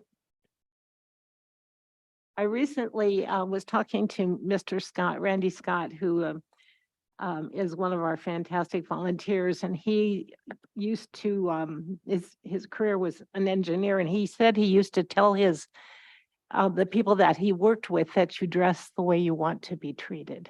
And if you dress professionally, you'll be treated professionally. And I think that that's something we need to remember. Sunny. Ms. McGrady, do you have any input? Okay, Mr. Sanchez. Good, all right. And can I just Yes, say one more absolutely thing, you only can. because, and I'm sure people are gonna say, throw darts at me, but when you're talking amongst your committees, not that I'm advocating for uniforms, however, Done. it would, yeah, not advocating for that. I went to a school that had uniforms. But when you're thinking about maybe having some regulatory nature of something, I just would love for you not to automatically throw that out. That's all I'm asking. Have an open mind in your discussions. Perfect. No darts, please. Can I add Yes, something ma'am. to Carla's comment? So the very first time I ever approached a board of trustees was the Lancaster School District.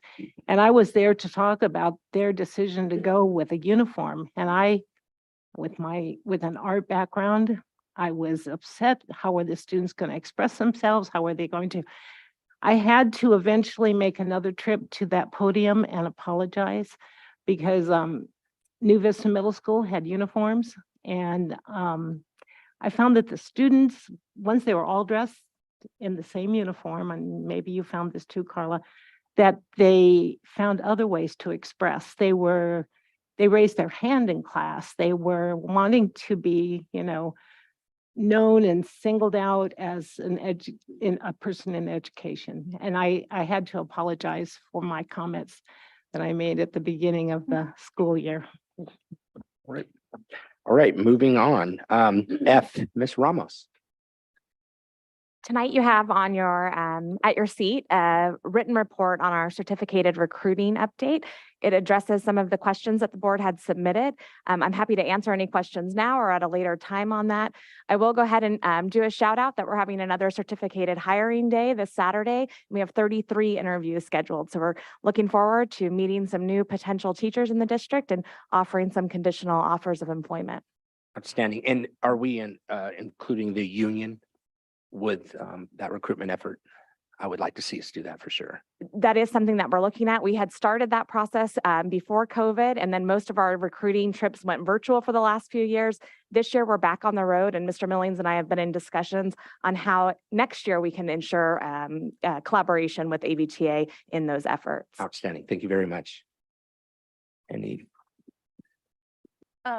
This report, is it up on the screen, or I just want people, just so the public understands the context? It's not posted. It will be okay. available to the public tomorrow Okay. morning. Well, then I'll just, so I asked specifically about faculty diversity and the recruitment efforts at HSIs, Hispanic Serving Institutions, and HBCUs, historically Black colleges and universities. So just for the public to know, our teachers are 58% white, 25% Hispanic, 10% Black or African, and these are all identifying Asian 3.7 and decline to state 1.4.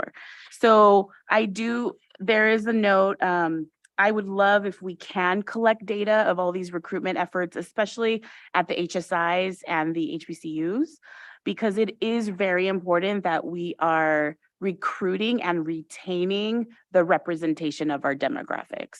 So just something that we should be intentional about moving forward. And I'm not sure why HSIs or HBCUs aren't coming to Antelope Valley. But we need to change that so that we have more of that balance of representation. But thank you for this report. And I'm probably still going to ask for a presentation in the future, but this will suffice for now. So thank you, Christina. Absolutely, and could not agree more. And once again, thank you very much for the information that you provided. Okay. Any other comments? Okay. Moving on. Mr. Nehan, G. So I wanted to give the board an update on the district strategic planning process. At the February 16th board meeting, the board approved an agreement with the Finley Group to facilitate the drafting of a strategic plan for the district. Becky Bailey Finley is our strategic plan facilitator in this process. Ms. Finley and I have met multiple times, a couple times in person, multiple times virtually, and to begin developing the structure and the goals of the process itself, not the final product, but the process. In addition to our meetings, Cabinet has had the opportunity to meet with Ms. Finley twice over the last couple of months, actually the past month, and these meetings have provided a great space to reflect on the state of the district and the direction that we feel is best. We've developed an initial structure for a core planning group, which would include board president, potentially board vice president or other board member, superintendent, deputy superintendent, representation from bargaining units, both sides, and then students and community representation as well. And then the four main elements of the plan will focus on, and always most importantly, is the security and safety of our students and our staff. High academic achievement for all students with a continued focus on both college and career, both of which will result in mortgage paying jobs.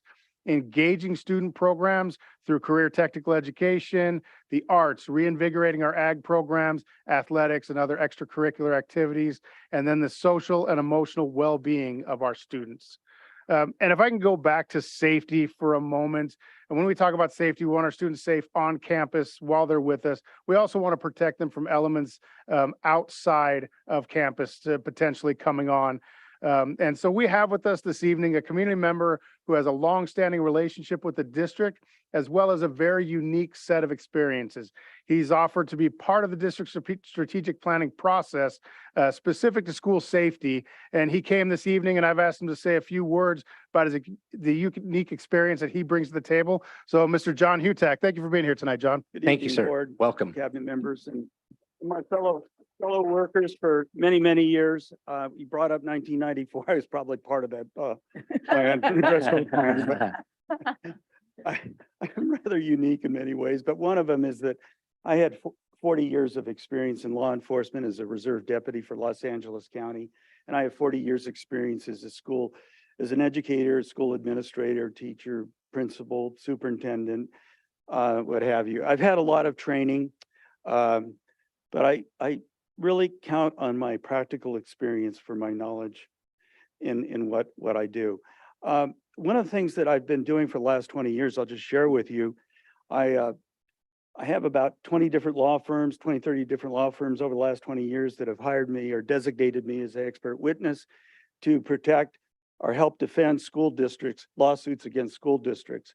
So as an expert witness, I've probably been involved in 50 or 60 cases where school districts have been sued for wrongful death, injury, and so on. And I share my expertise as an educator and as in law enforcement, and it makes it really pretty difficult on the plaintiff side to argue with me. So anyhow, what I'm here tonight is to offer my background, my experience, and I'd love to help you with your strategic master plan on the safety and security side of things and share with you my knowledge and experience. Thank you. Outstanding. Thank you, John. Appreciate it. Thank you. Appreciate you. So the next step in the process is to review some data. We have a wide repository of data. We need to specifically identify the data that we need and begin reviewing and disaggregating that. And if we need to gather more, we'll design surveys that'll include information from the community and our students that aren't included in our current data set. I'm excited about the journey ahead. I'm confident that this process will clearly define our path forward for the next several years, and it'll build confidence in our community that our schools are the right choice for their students. And I'm pleased with the progress thus far, and I'm excited to continue moving forward. And I'm happy to answer any questions that you have. Mr. Nahan, can you kind of explain what the board's role is to set the vision of this district, and we're doing that with the strategic plan, but also it's the budget. Can you kind of explain, we're in the third budget year, and then how we're going to meld the strategic plan and the budget in the next budget year? Yeah, absolutely. So the state of California envisioned the local control accountability plan, the LCAP, as the strategic plan for school districts. But over time, it's become so restrictive and so compliance driven that it's not really a functional plan. But it's always on 3-year cycles. We're coming up on the third year of a 3-year cycle. It'll coincide nicely with the strategic plan development process as we transition next winter, next spring, and begin developing an entirely new LCAP. We can then align the strategic plan with the goals of the LCAP, and then the budget and the LCAP are always very closely aligned. Perfect. Thank you very much. Any questions, discussions? Anxious to see it get started. Yes, ma'am. I just have a question. So I'm hearing the data and the collection. Are we going to be thinking about town halls? So where we're actually going, well, not we, but the committee or whichever the folks are, but going out to the communities themselves to have town halls, for lack of a better word, to gather anecdotal info beyond the data? Yeah, absolutely. And really qualitative information and whatever we call the format, it's really meaningful engagement with our educational partners, be it students, be it parents, be it local industry, local leadership. So yes, that is a part of the process. Absolutely. Yep.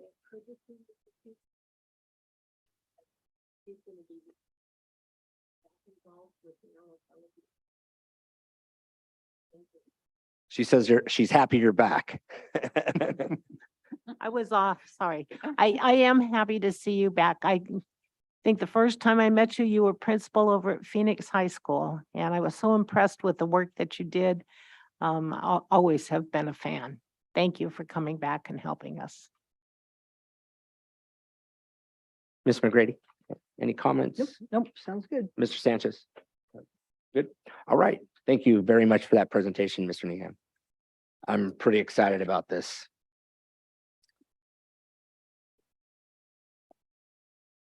All right, Mr. Hawkins, you're up. Hi, good evening. Just real quick on the audit for our district, previously was on PINCO. Once again, we have an unmodified opinion, which is the highest that the auditors can give. There were two areas that they looked at and pointed out to us that we needed a slight improvement on. One had to do with the notice to other private schools in our boundary, and providing a notice for federal Title I programs. We have about 30 of those schools, and we were unable to find documentation for all but one of them. And that happened to be one of 5 they asked about. But we have rectified that situation. It was a staffing change during COVID. And then the second one had to do with our independent study, had to do with our short-term independent study. That would be students that are leaving the campus or the district for between 5 and 15 days. It was some technical language in the master contract that we have with the parent and the student. It's about 5 pages long, and we missed a paragraph or so. And the law has changed so much on independent study once we went into COVID that we just overlooked it. So the net effect is 0 because they do show a loss of ADA, but at that time we were paid on a percentage of enrollment, not ADA. So therefore there is no loss to the district for those. And those were corrected prior to the end of last year as well. All right, thank you very much. Ms. Williams, you're up. Just would like to report that we did not receive any complaints during this time period. All right, great, thank you. And I'll go ahead and jump in on the board report. I got to attend the robotics competition. It was absolutely amazing. East Side, what a presentation. It was just truly amazing. Also, I'd like to recognize a couple of the board members, previous board members, Mr. Davis, Mrs. Perel. Did they leave? Okay, I just want to say that they're, yep. Thank you. Thank you for coming and still supporting the board. And that's all I have, and I'll kick it back to you, Mr. Hawkins, for AVSTA. Oh, go ahead. If you have something to say, absolutely. I just wanted to report, we had our first arts committee meeting that was specifically about the AMIM block grant. And it was really great. The principals are a part of it, and then 2 representatives per school. So I set some proposed objectives, goals for the block grant so that we're all very clear as to what we want to use this money to support our students in the best way. So we'll have ongoing meetings, but it was really great to have that committee meeting. A bunch of arts folks in the same room is always exciting, lots of opinions. But that's all I wanted to say, so thank you.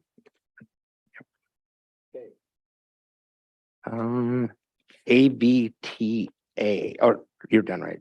I'll go to you, Mr. Hawkins, sorry, back to you. Just real quick, AVSTA is working on setting up a couple of more classes for new bus drivers, and they have one set right now with about 15 to 18 students. They'll end up hopefully getting somewhere between 5 and 8 that will actually work all the way through and pass and can get their bus license.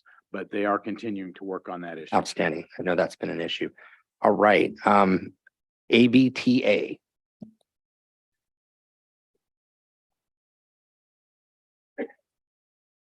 And Mr. Cronister, correct? All right. Nice to meet you. Good evening. I'm Jason Cronister, Vice President of Association Business for the Antelope Valley Teachers Association. and I'm really happy to be here tonight. AVTA is proud to work with the district leadership and looks forward to the future as we strive to overcome obstacles in the path of education. Also, we appreciate the good faith and bargaining from the district in the upcoming weeks, as raises are a popular agenda in LA County recently. We look forward to working together to continue to give our teachers the resources to educate our students for success. On another note, AVTA would like to echo CTA's concerns for charter schools with no unions. We hope our teachers' voices are a consideration in this matter. We would like to keep the district focused on our students and the hard work of our teachers and staff in our classrooms. Thank you for your time tonight, and I'm optimistic about the direction of the district as we move forward towards the end of this school year. If you have any questions, let me know. All right, thank you very much. Any questions? No, I don't. Thank you. All right, thank you very much. Great presentation. All right, Miss CSEA, Miss White.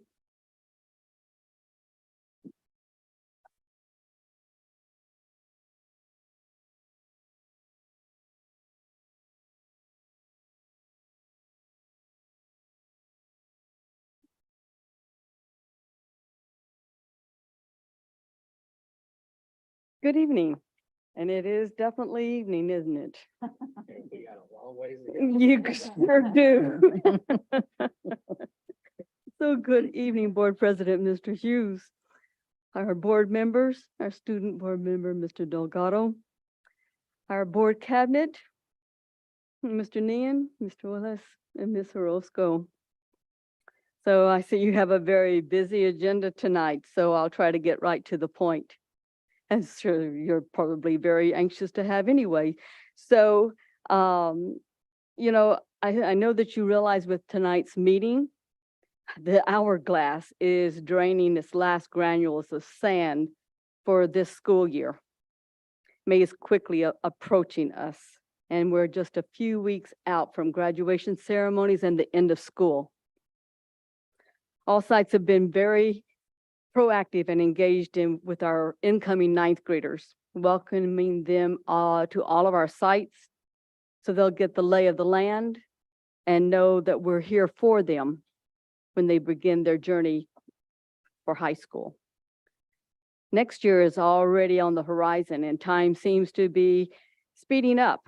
So you need to get your skates on and get ready for the ride because it's upon us.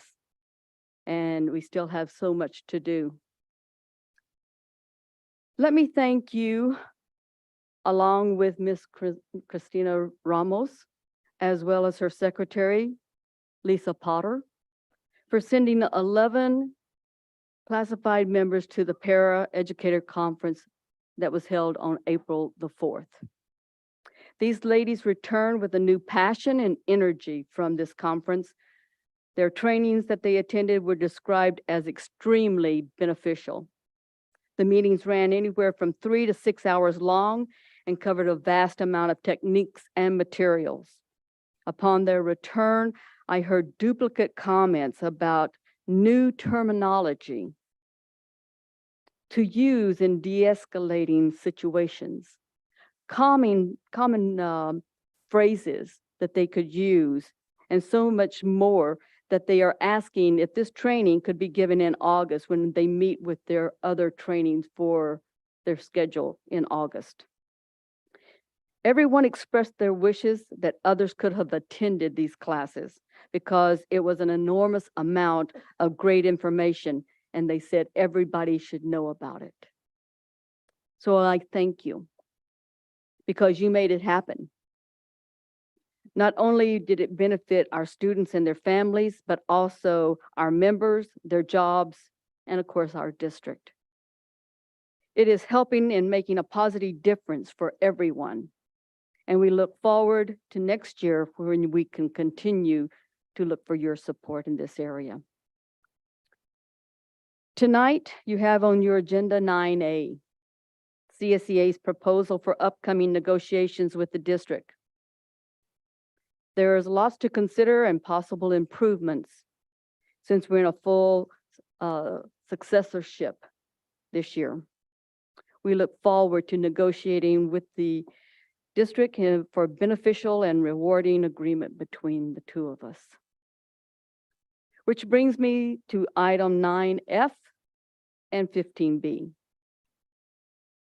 I want you to know that CSEA understands both of these items. The why and the where there was and is a need for these.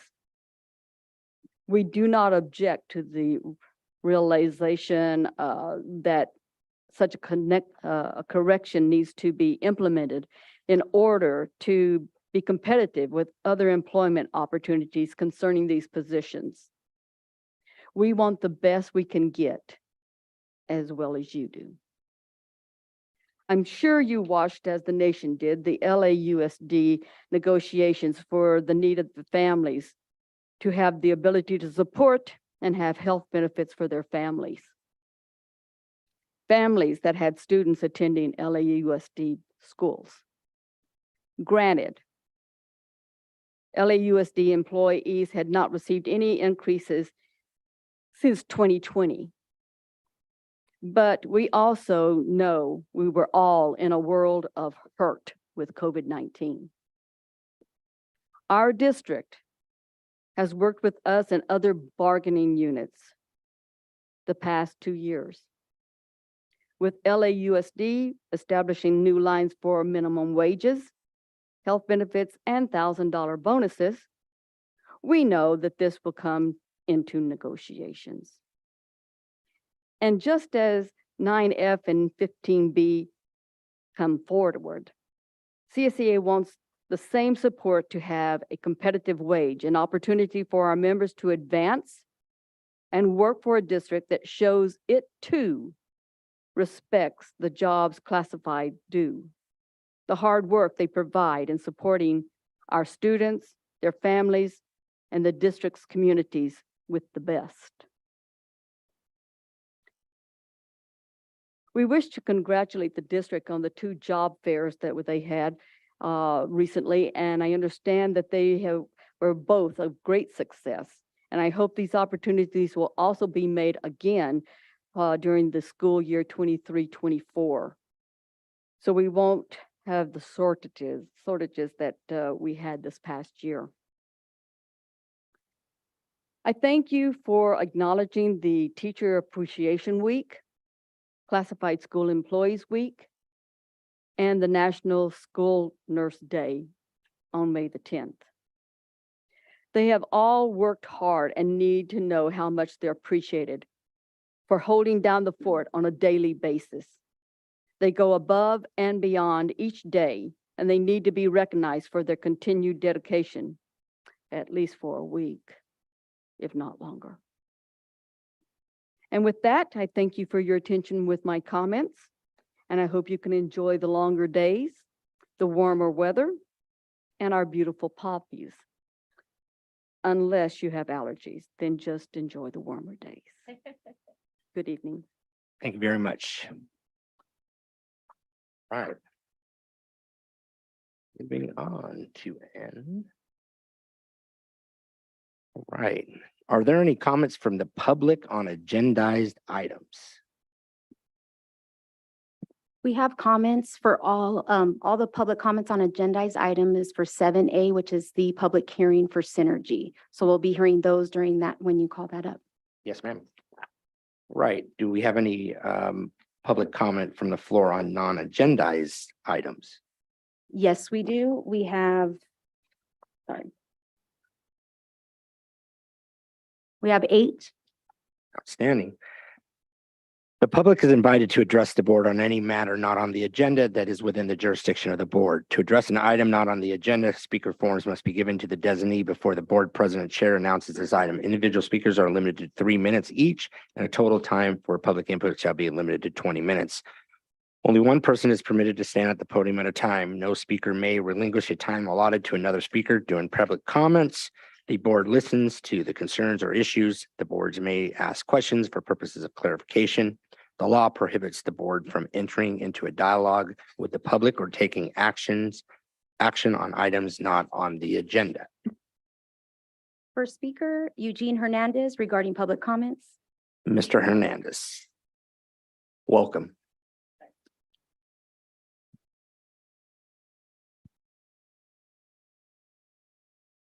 First of all, I'd like to apologize to the president, Charles Hughes, for my remarks at the last meeting. Don't worry about it. It's all good. And, because I had a very interesting conversation with Carla Corona. And I think the board should be very proud of her putting together with Dr. Jose Rivera, a week of celebration of Cesar Chavez, including a movie by Diego Luna of Star Wars fame, art show, and a display of Chicano books. And she did not lower the standard by calling it Hispanic. It was a great effort by her. I hope that the school district can also duplicate that. And I have full confidence in you, Miguel, and Carla, and I agree with you, Carla's position that we should try to recruit more Latino Chicano teachers to the school district. And I also would like to say that when there was a presentation by your tech guy, why was there no discussion about Chat GPD, whether AI represents a threat perhaps to the computer system of the school district? And I furthermore am very concerned by the article I read today regarding the Synergy School. I feel that this school sounds like a Ponzi scheme in which not only do they want to produce the school, they want the school district to buy them the land. Excuse me, Mr. Hernandez, that's on an agendized Okay, I'm item. sorry. Okay. And are you gonna, do you have a card on that? Yes, I will. I'll Okay, talk about thank you that. very much. These are non-agendized items and All right. and you can speak on that. Thank you very much. Appreciate But it. once again, I really think that Carla Corona is a real asset to the school board. And I really think that she should be honored and respected for that. And I agree with you. I agree with you. Thank you. Thank you. Ms. Janice Johnson, regarding staff sexual misconduct, issues with cyber misconduct. Good evening. Can I ask a question? Have you filed a complaint on this? So I did file a complaint with the superintendent Okay, on September 1st of 2022. okay, thank you. So hello, good evening. I'm not sure what the protocol is, but good evening to the board members. Good the evening. Cabinet. So I'm a mom, forgive me. I am a mother of a 12th grade student that goes to Lancaster High School. Last August, we were made aware of inappropriate, not only behavior, but interactions with your security personnel. When I found out as a mom, we called the police. That was my first, oh my God.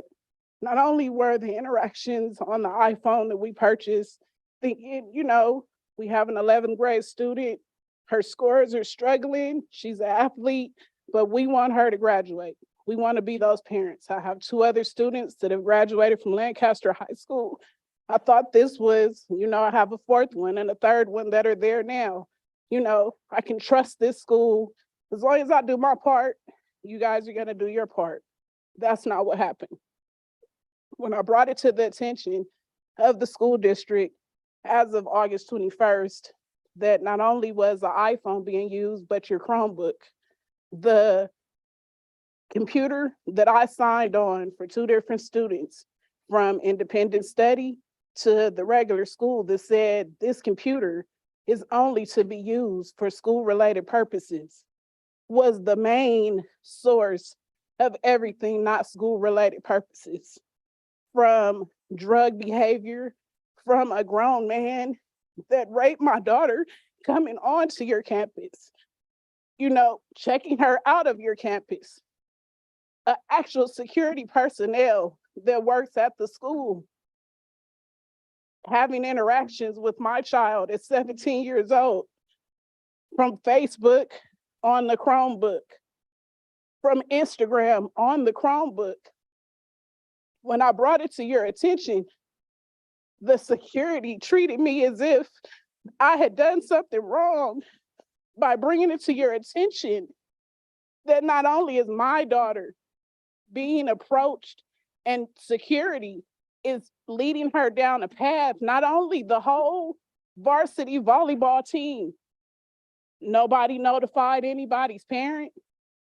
Nobody cared for almost 2.5 weeks. From Kern County Sheriff's Department to the principal to an actual secretary, making me feel like the worst mother, the worst parent in the world, for coming and bringing this to the attention of Lancaster High School. Mr. Bryant, the security personnel supervisor, told me his wife had a doctor's appointment, and I'll get back to it later. This is after 2 days of phone call after phone call. I also have a 10th grader that attends this school. One son, he bothers nobody. He's on the football team. He helps out the disabled kids. Now he's scared to go to school. Now he doesn't know who to trust. Because not only is the security, they also help with the football team. Nobody cared. Nobody cared. From me sitting outside the Lancaster Sheriff's Department for 8.5 hours in the middle of the night to have to show a computer of videos of activities at Lancaster High School that are inappropriate, that are sexual, that a mother should never have to look at. You know what they asked me? How come Lancaster High School hasn't contacted me? I have no idea. How come the sheriff that is on the campus hasn't been made aware? You tell me, because I've been over there. Mr. Nehan, can we the board get a report on this allegation and what was occurred and what we found on the investigation? Yeah, I can bring that forward at the next meeting. Thank you very much. That would be a closed session item, just. to be clear. Absolutely. Thank you. Ma'am, I absolutely will look into this. I really, because it is to the point where, every month I go up there and I check on my daughter to let them know she's still a runaway. Due to the people that are involved at the school, she's scared to even go back to school or to even try to graduate. We had to move.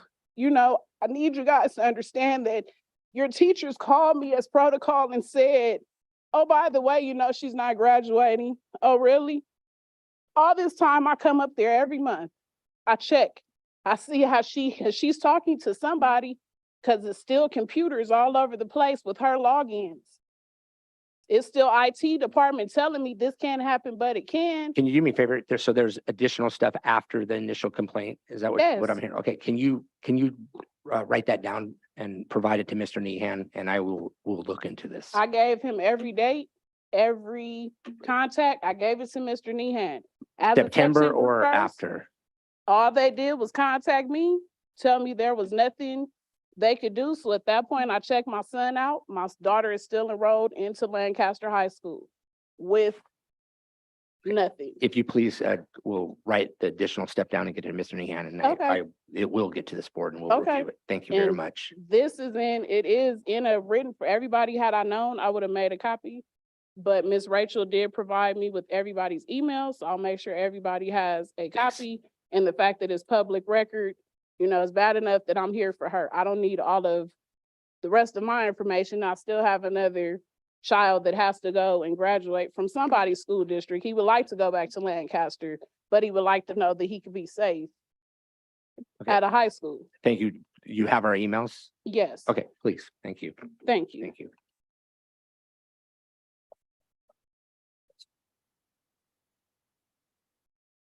Amy Campos, Title IX and Williams Act.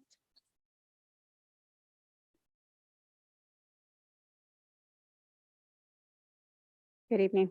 Good evening. As you know, my daughter was sexually assaulted at Quartz Hill High School on February 3rd, 2023. While the delay of any consequences is based on state and federal Title IX guidelines, much that has happened preceding this incident and in the wake of this incident are in full control of the district. The Williams Act, which was signed into law in 2004, specifically states that each student must be provided with standards-aligned instructional materials to use in class and at home. In 2019, California updated its health standards to include the specific teaching of what constitutes sexual harassment, sexual assault, affirmative consent, and rape culture. This district is out of compliance by using health textbooks from 2003 And given that my daughter's attacker is completely unaware of the wrongness of his actions, it is blatantly clear that those standards are not being taught. As a result, this school district is partially liable for the assault and trauma my daughter faced and continues to face each day. She must see her assailant on campus and be victim shamed by his friends. I am once again just asking, just as I did at last month's board meeting, that the Antelope Valley High School District follow state law and teach the current health standards, as there is no evidence that this is taking place in any of the high schools. I am also asking that the district and the board adopt policies that protect the victims of sexual assaults on campus. My daughter has received 0 supportive measures, as is required by Title IX guidelines, from the school or district after she was attacked. I am also asking that provisions be made so that students who are under investigation for Title IX sexual assault violations not be able to participate in extracurricular activities, as it further traumatizes the victims. Thank you.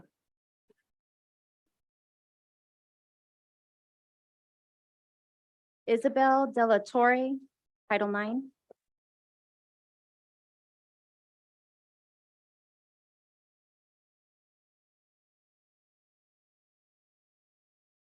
On February 3rd, 2023, I was violently sexually assaulted at Court Hill High School during 5th period. 2 days later, I filed a formal Title IX complaint. 23 days later, the investigation by the school was completed. 14 days later, the investigation was sent to the district's decision maker. 32 days later, the decision maker determined my attacker responsible for assaulting me. For 63 days, I attended school knowing that my attacker was on campus. For 63 days, I watched him be praised at CIF championship soccer games, praised at school pep rallies, and praised by Assemblyman Lackey on school social media, on CIF state social media. He was even allowed to attend prom. All these things happened to me after he admitting to sexually assaulting me. Throughout this process, his rights were protected, not mine. I'm confident that I'm not the first student assaulted in this way at the school, and unfortunately, I won't be the last. The school district needs to do better to protect the victims. Thank you.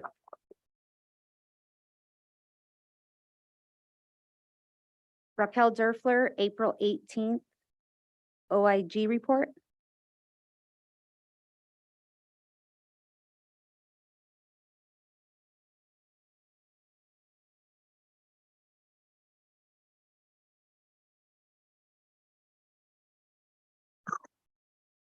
Good evening. Hey there. Okay, so I'm going to be reading today from a report that came out yesterday in regards to school resource deputies. So on June 28th, in 2022, in improving school climate and safety board of supervisors motion, the board directed the inspector general in consultation with the sheriff, county council, and other relevant departments to analyze school resource deputy contacts with students in the school districts contracting with the county for school resource deputy services to determine if racial disparities existed in student contacts, arrests, suspensions, and expulsions, similar to what was discussed in the Inspector General's report, allegations of disparities in contacts with high school youth by the Sheriff's Department's Lancaster Station. So these are some of the key findings, and I provided the report to someone here. So based on this review, the Office of Inspector General determined the following. In Lancaster schools, only Black students were contacted at a rate disproportionately higher in comparison to their percentage of school enrollment. However, the degree of disproportionality of Black student contacts was much higher in Lancaster schools than what was observed in schools outside of Lancaster. There were only 2 instances of documented 812 school contacts in which school resource officers indicated they referred a student to a diversion program. In Lancaster schools, only Black students were disproportionately arrested and cited. However, the level of disproportionality in arrest and citation of Black students in Lancaster schools was 3.5 times greater than the disparity observed in schools outside of Lancaster. In one school district serviced by Lancaster Station's school resource deputies, Black students were arrested more than 86% of the time that they were contacted by a school resource deputy.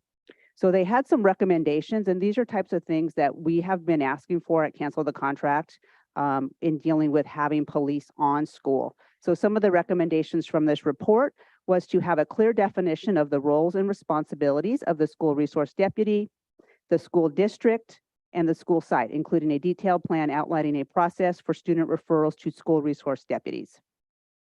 requirements for qualifications and training of school resource deputies, assigned hours of school resource deputies in and around school locations, and a system of school resource deputy performance monitoring that is available to the public. So these are recommendations that we are asking for. And I would like to say that I find it very interesting that you all talk about how safety is the #1 thing for your students. And I am hearing that there are students that are being assaulted at school, and yet you have a resource officer there. So how is this happening? What is going on? Y'all need to look at that, and that you're more interested in protecting the interests of the district than these vulnerable students that come to you in hope to be safe at school. Thank you. Thank you. Amanda Perel, Knight High School.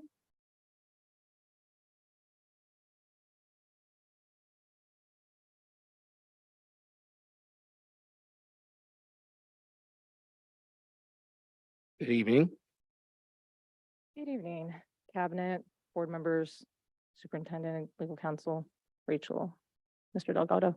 Last month I came because of a former Knight High School student, but I'm coming for a current Knight High School student. He passed away recently, and it affected students. It's the same grade, sophomore, and my son as well. I did reach out to one teacher just to point out, but I wanted to thank Sarah Fowler, Mr. Martinson, and also my son's math teacher, Mr. Drake, who is over at Knight High School, and various other people for providing grieving counseling, not just for my son, but for all the other students as well. Like I said, I normally wouldn't be coming up here, but for the kudos of whenever there's something good that's going on that I can see, especially with this situation, I felt compelled that I had to come here. But I really wanted to just point that out. I wanted to thank Knight High School for doing this. And it's unfortunate it's another student. Thank you. Thank you, Ms. Pearl. Vivian for Civility.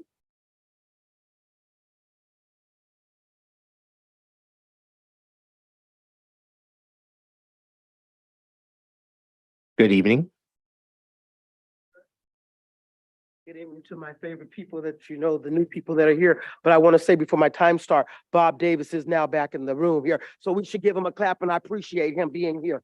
Because right now, my civility issue that I'm starting to say is, if he was still on this board with you three new people and with Dr. Ruffin, boy, what a change would come to Antelope Valley, California up in here. I'm telling you, we would need it. And I thank Miss Ramos and my girl, Miss Orozco, okay, my board, my superintendent, and especially you three here that are here, and my young man. I want to say something real quick because I'm gonna be short, because I don't always know what I'm gonna say, but I'm gonna say it the way it is. I think that you need to get rid of the two white supremacists that sit up on this board. And I'm gonna say it that way because that's what it is. And I said, when I come to this district, because our kids were called niggas at Highland, and we got the principal sitting up on here on this thing that didn't help these kids back in 2020. And many kids went through a whole lot. There's still people working. The teachers are still working. Stockdale's still in the house. Hunt somewhere.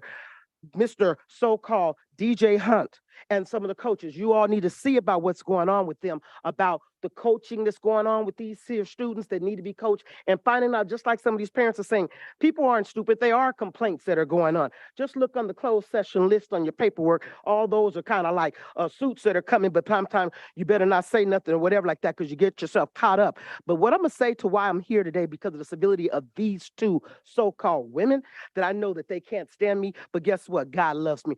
I'm going to say it like this. Mark Ridley Thomas, a shame. Clarence Thomas, a shame of your happy ass. You're Trumplican, no good something that is out there with what has gone on in this country. Those two, it makes mad when I talk about your little leadership of what used to be your superintendent as well, the past one. So why I'm here to say this is because everybody in this here board, everybody has to be accountable. Teachers, students, everyone. But you play this role, some of the people that are on this board, President, they play this role that are in this here community, or this here, the cabinet, the this and that, acting like there's nothing going on in this district. I don't care how long it takes my black behind to come up in this district to tell people just what it is.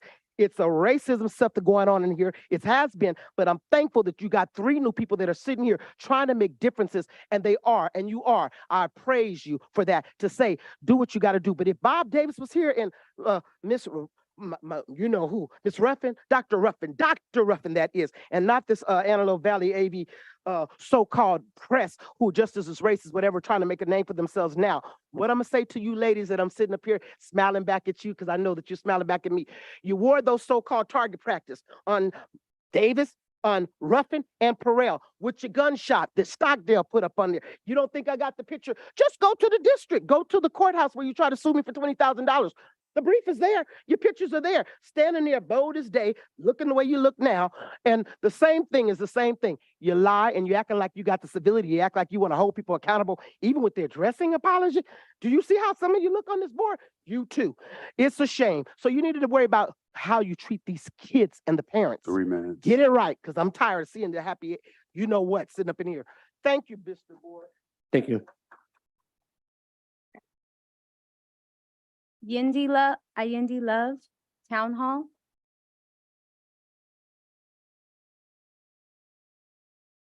Welcome.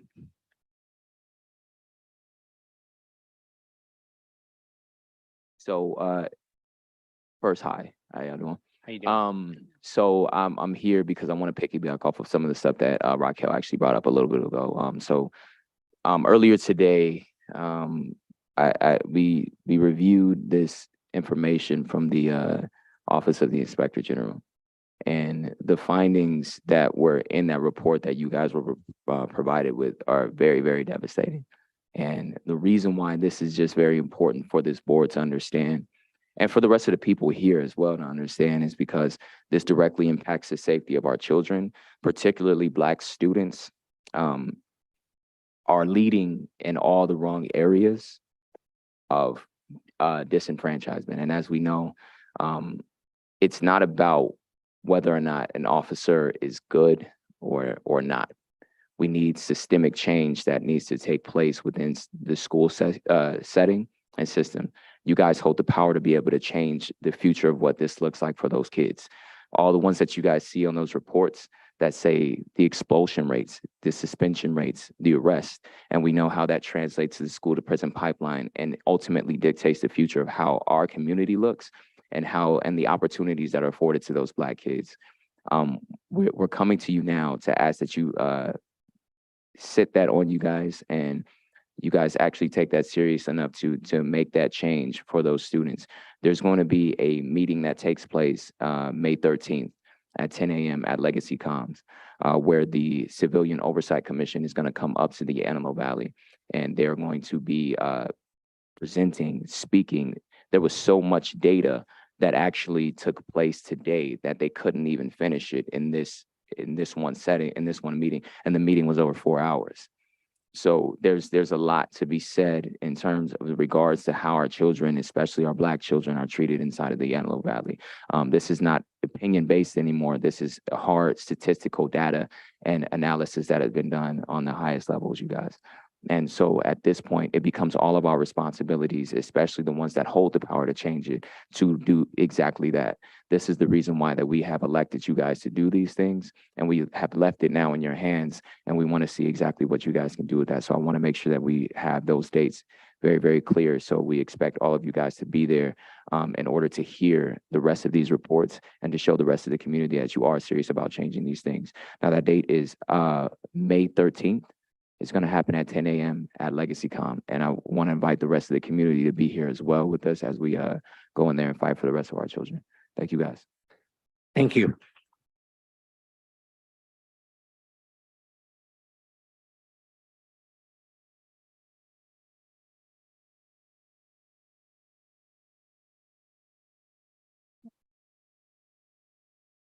That concludes all our speakers. Thank you. Number 7, Education Service Action Item. Education Service Public Hearing on Admission Preferences and consideration action on charter petition to establish Synergy School of Performing Arts and Technology, Antelope Valley. The Antelope Valley Union High School District Governing Board has before it an action item on the request for approval of a charter petition for the proposed Synergy School of Performing Arts and Technology, Antelope Valley, to be operated within the geographical boundaries of the Antelope Valley Union High School District. The board will also consider the admission preferences set forth in the charter as part of today's hearing pursuant to Education Code Section 47605B. On April 5th, 2023, the district published the district staff's recommendations, including the recommended findings regarding the Synergy petition. At tonight's meeting, the Synergy charter petitioners will have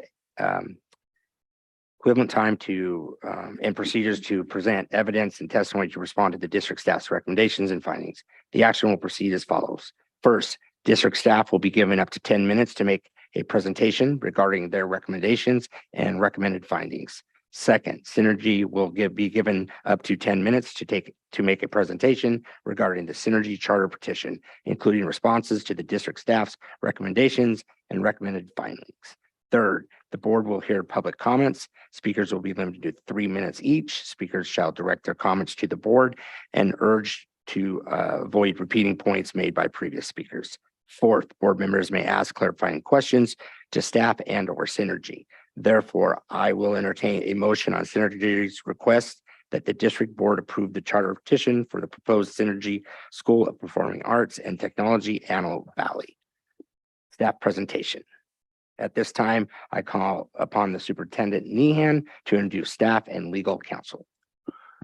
Thank you. From AALRR, representing the district is Suki Alawalia.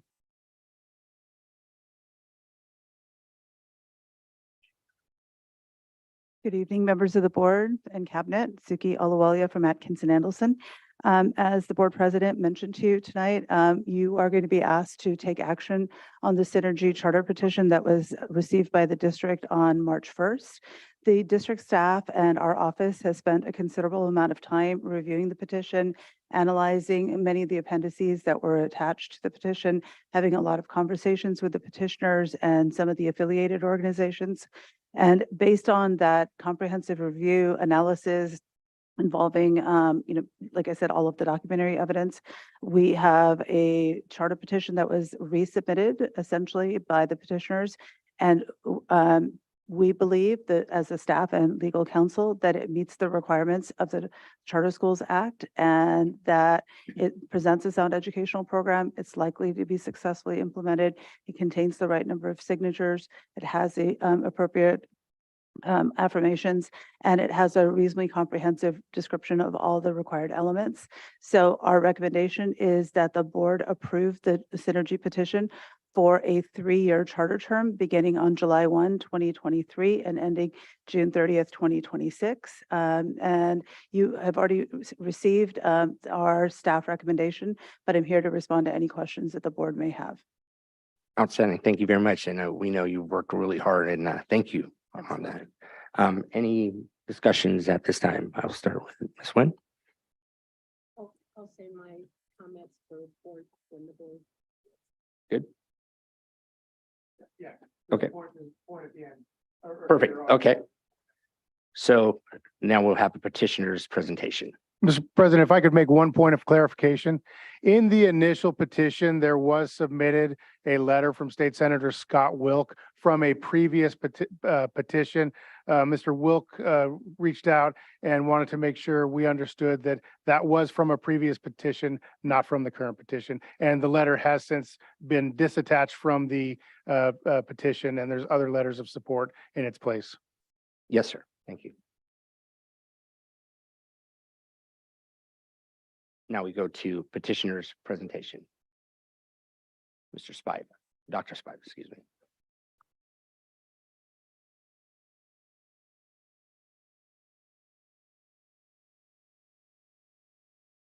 Well, first of all, I want to express my great gratitude to Suki and the district administration for their wonderful collaboration. There's so much that you can get done when you work together on things. And I'm so grateful to you for all your help and your respect, which was very, very pleasant. And this was a much better experience than we had last time. So I really appreciate that. Again, I am grateful to the board for hearing us out this last time. During the hearing, I played the videos and we kind of went through all of that, and I didn't want to, repeat all of that. I don't think that that's really a useful, effective use of your time today. So what I felt like would probably be more advantageous at this point in time is to field questions. So let's go on and open up for questions. Mr. Nian, are we okay with that? So there is a point for public questions, for questions from the board to both district staff and the petitioner, but it's after public comment. We'll do Okay. that after public comment. Yeah, that would be fine. That would be fine. Thank you. Okay, great. So we will move into public comment at this time. We will now take public comment on this item. Comments are limited to 3 minutes each. If you wish to speak, please hand in a speaker's form. Speakers shall direct their comments to the board and are urged to avoid repeating points made by the previous speaker. Dwayne Nguyen. Mr. Nguyen, welcome.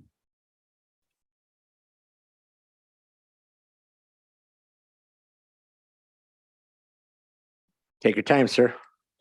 I understand.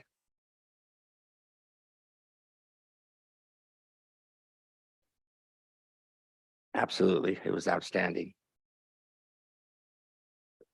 Well, thank you. My name is Dwayne Nguyen. Thank you to the board president, Mr. Hughes, the rest of the board, to Superintendent Nian, and to the cabinet, and to all the administrators, teachers within this district that raise the student level to the to where I believe Mr. Delgado can say they're doing fantastic here. Can we agree to that? We can agree that the students are doing fantastic job. I brought with me tonight my superintendent from Lancaster School District, Paul Mariotti, and a new board member, Pamela Starlson. I'm not going to have them speak, but I do want you to know that we are a major feeder district to the to Antelope Valley Union High School District. We have great students, just like you. We bring them up, you finish them off, and on they go to career technical and or college. And each one of them, as you can see from tonight, have done great jobs. They recognize the board member, Steve DiMarzio, and what he's done for the West Side School District. And I just want you to know, I'm here to say the charter school that you want to approve does nothing that our schools don't already do. And if I'm not mistaken, that's what a charter school is supposed to present, is what they're going to do to better these students. They have not given us anything. Our schools are all code to the future. We have third graders doing coding. We have capturing kids' heart. We have all the things at PBIS. And same with the other 9 districts in our valley. So I don't think, looking at Synergy Charter, which appears to be I 30 lead seconds. all over again, that has a Synergy has a US News and World Report ranking of 1,780. That's not top down, that's bottom up. So I'm just telling you that with an 11% math dashboard, 22% reading dashboard. Tell me your schools aren't doing that good. Just some clarification. Your guys's board, did they not approve iLeads in your district? One iLead was approved many years ago. Okay, and from your district, Yes. from our feeder We have district? we have two, our iLead is only K-8. Okay, K-8, but it's within your district and. Yes, it is. And, And okay, it's within our district, as well as we have a charter school, another charter, Lifeline, I believe that is a charter school. okay, thank you very much. Appreciate your And we do statement. have one charter school in our district that is doing the same things that you're wanting to do with Synergy. Okay, thank you very much. Give them our, Appreciate your comments, sir. Thank you. Eugene Hernandez.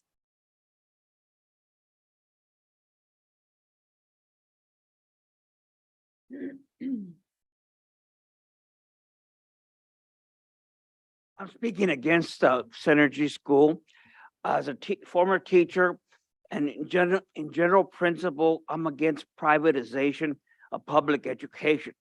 Because when you're gonna take 800 students out of the school district, that means you're gonna lose teacher positions, counselor positions, nurses, librarians, and other personnel. And I read the article in the AV Press, and it fails to impress me. It seems like it's just gonna be a private school for Black students. There's no talk about diversification of the student body or the teaching staff.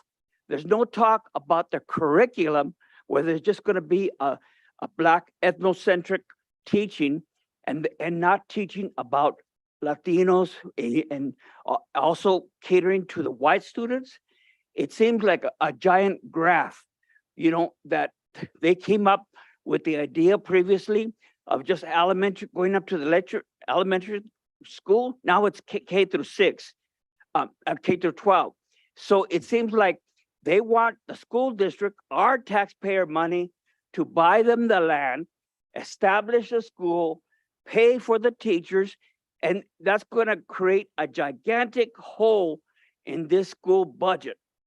And as the previous speaker said, Mr. Williams, it's just there's nothing new or novel about it. They're just duplicating the same thing your schools are doing here.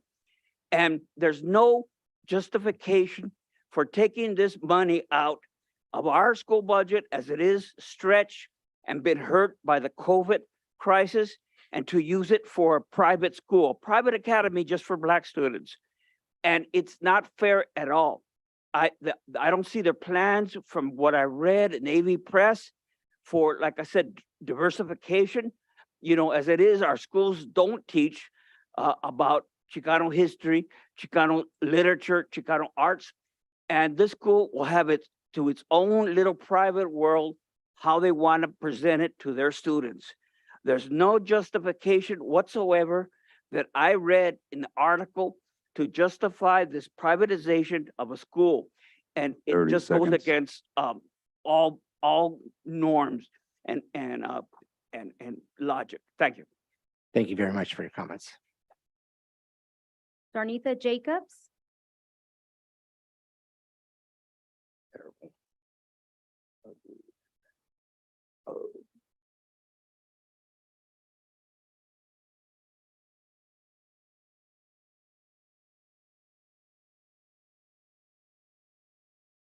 Hello. I'm Good just evening. so glad to see you. I haven't seen a board like this until, last month I was with you in your meeting. I was so impressed because when I was teaching here, everybody had white hair. And when I walked in the door and saw all the young people, and it's all right to have white hair, okay? I got a couple. But I'm impressed with the board. Thank God for you. I came to you last month, remember? And because I wanted to remember the history of some of what we have done. We've done some good things. Would you agree? As the old saying goes, those who do not remember the past, doomed to relive it. I don't know you. You don't really know me. I'm a person who taught at Palmdale High School for 10 years. And maybe some of your parents were my students. But anyway, what I want to say is, you know, it seemed like in some days, it's like Groundhog Day for some people. The A and B students can do well. But for those of us under 50, I don't know if any of you are under 50, the phrase Groundhog Day refers to the situation in which the same usual negative, monotonous experiences occur. And for this board, I know you don't want that. I see you making progress. 50 years, we seem to be living in a loop, you know, in a loop. So you asked Dr. Jacobs, what are you talking about? Get to the point, kid. Well, having taught at AV High School in Palmdale, I learned a little something from the students. I learned a lot from them. And some of the same challenges arrive today. Do you agree? Those of you who have teenagers or have kids, I'm sure you know, we have some of the same problems and some new ones. You can talk all day about how it is to support equity and innovative learning opportunities, but then you deny the request whenever exploring the benefits of priorities that we need to use today. Say it, I'll say it. I'm 89 years old. I was gonna say, hell, I'm 89 years old. And I'm going to say it. Systematic and structural barriers being put into place. Oh, Dr. Jacobs, how dare you say that in public? Well, have to do it, kid. Have to do it. But I will explain. These barriers also refer to the especially to the ways in which societal structures are perpetuated. And it's called discrimination. And I know you don't want that. How does this apply to this decision? I saw a person speaking while Mrs. Wynn's husband went on and he talked about the robotics program beautifully. It was clear this program was good. And I know it sounds like I'm off the subject, but if I know brown and black kids well, they aren't really interested, that many of them, in robotics programs. They deserve to be important too. They deserve love too. They deserve the robotics program too. But there are some students that it doesn't appeal to. Education, can you hear me?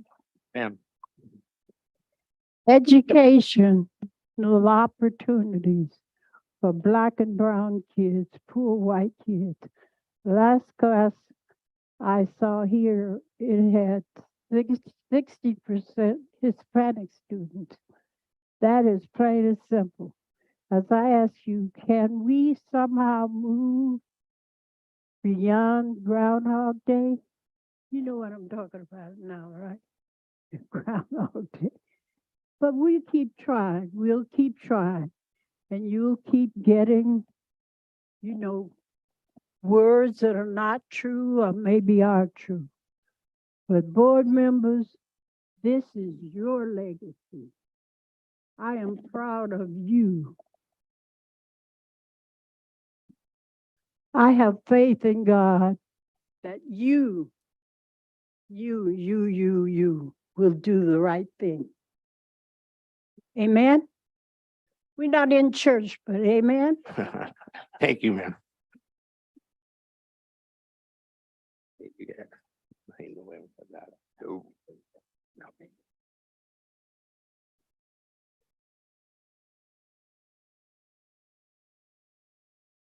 Frank Navarro, Mr. Navarro?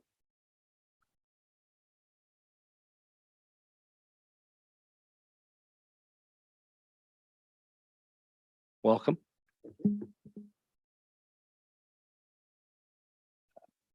Good evening, President Hughes, trustees, and Superintendent Nian. My name is Frank Navarro.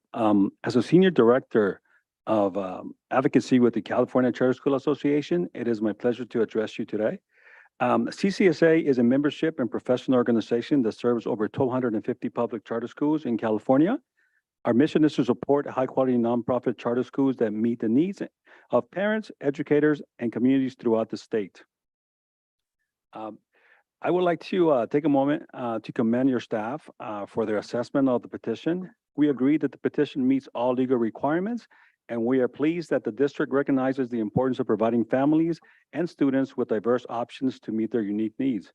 As a father myself of 3 wonderful boys, I know firsthand the importance of having quality schools in my neighborhood or community to choose from.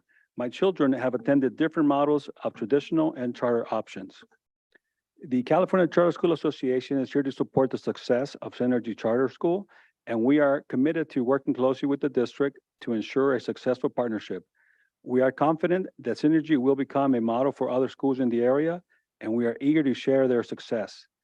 We look forward to working closely with the district to ensure that Synergy becomes a shining example of what can be achieved through collaboration and partnership.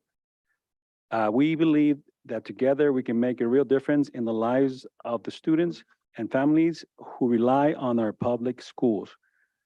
Thank you for the time and the attention today. We are here to support you, and we look forward to working closely with you in the months and years to come. And just to close, just want to say that charter schools are public, they are free, and they're open to all. Thank you. Thank you. Alicia Skelton,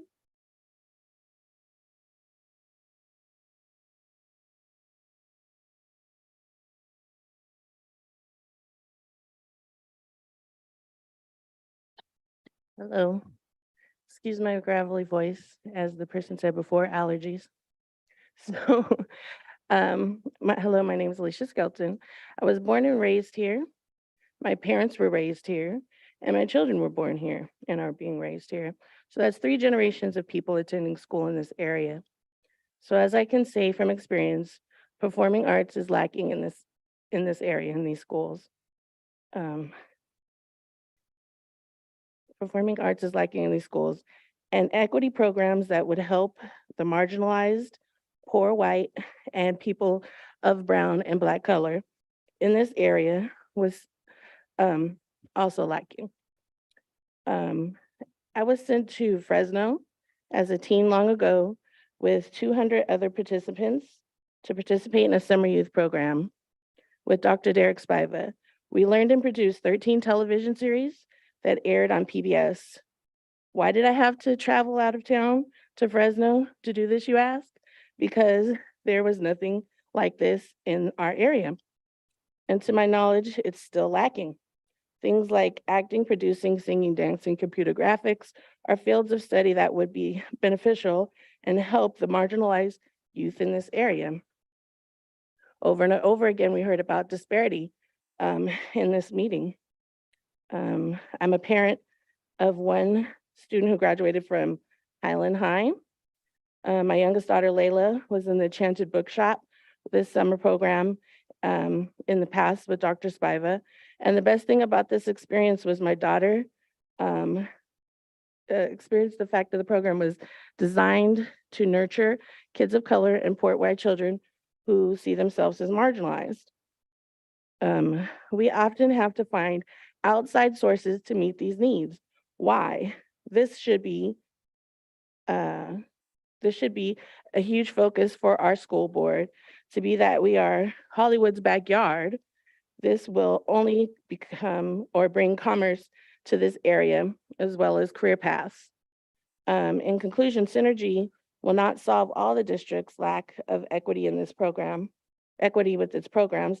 Still, it's a positive step towards Synergy successfully serving marginalized students in this and their families. I urge this board, excuse me, not just brush this petition aside, but to take it seriously and do the right thing. In the past, board members have been accused, not this board, board members have been accused of misallocating funds. So that further disparaged children of color, brown children, poor white children. So I ask that you please approve the school for Black and brown and poor white and underprivileged children in this area. Thank you. Thank you very much for your comments. Ayance Love Jordan.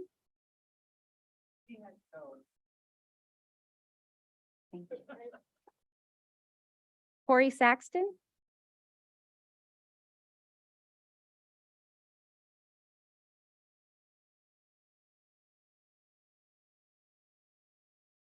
Good evening, board. My name is Corey Saxton, and I'm a pastor of Foundation Christian Ministries located on the east side of Palmdale. And I'm here to speak on behalf of the Synergy School of Performing Arts and Technology. And I want you to know I'm 100% for it. I've been a resident here in the Antelope Valley for a little over 16 years. And when my two younger children had an opportunity to enter school, we were offered a tour by a Maker Learner Network school founded by Miss Don Evenson and Amber Golden, who are both here. And the school wasn't much to look at because it hadn't opened up yet. I didn't know anything about charters. And when I took a look at the dusty floors and an incomplete building, I said, heck no, there's no way my kids are going here.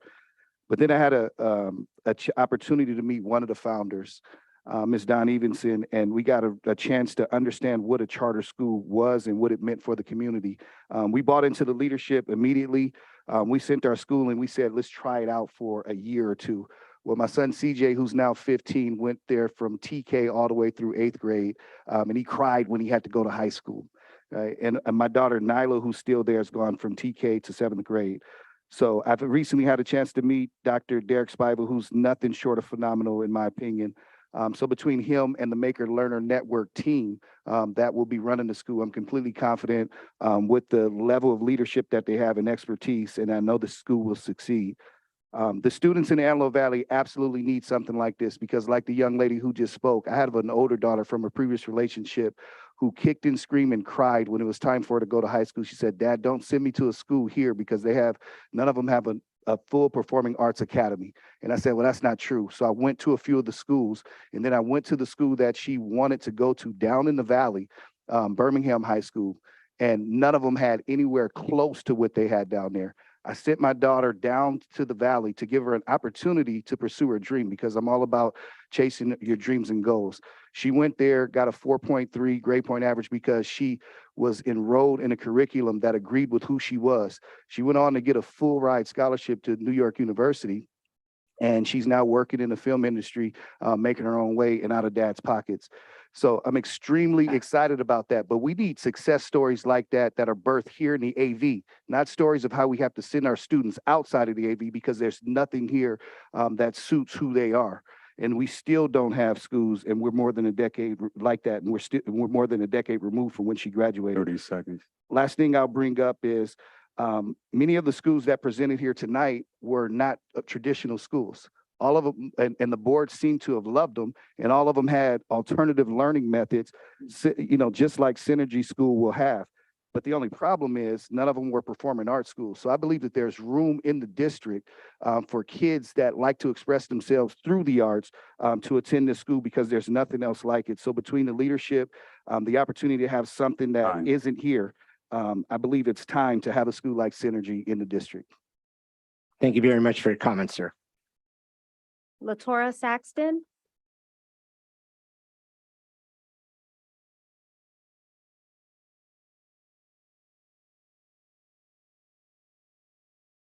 Welcome. Good morning. I'm just seeing if y'all up still. It might get there. I just want to say, I am in full support of Synergy, School of Arts and Technology. You guys heard me speak before about the importance of having accessibility as somebody who used to be paralyzed and someone who did not have access to a lot of spaces because of my ability. And so to know that now everything that I look at through a lens of, does everyone have access here? And I just want to reiterate the importance of accessibility. And that was my husband that just spoke. And we happen to be very passionate about the kids here. I grew up here. I will be 42 next week. I know I look good. Happy birthday. Anyways, I will be 42 next week. And I've been in this valley and I understand this valley and I'm a Black woman. But when you hear me speak, most people don't know that I'm Black. I don't sound like the typical, quote unquote stereotype of a person that looks like me. But what I'm saying is that when people see me versus when they hear me,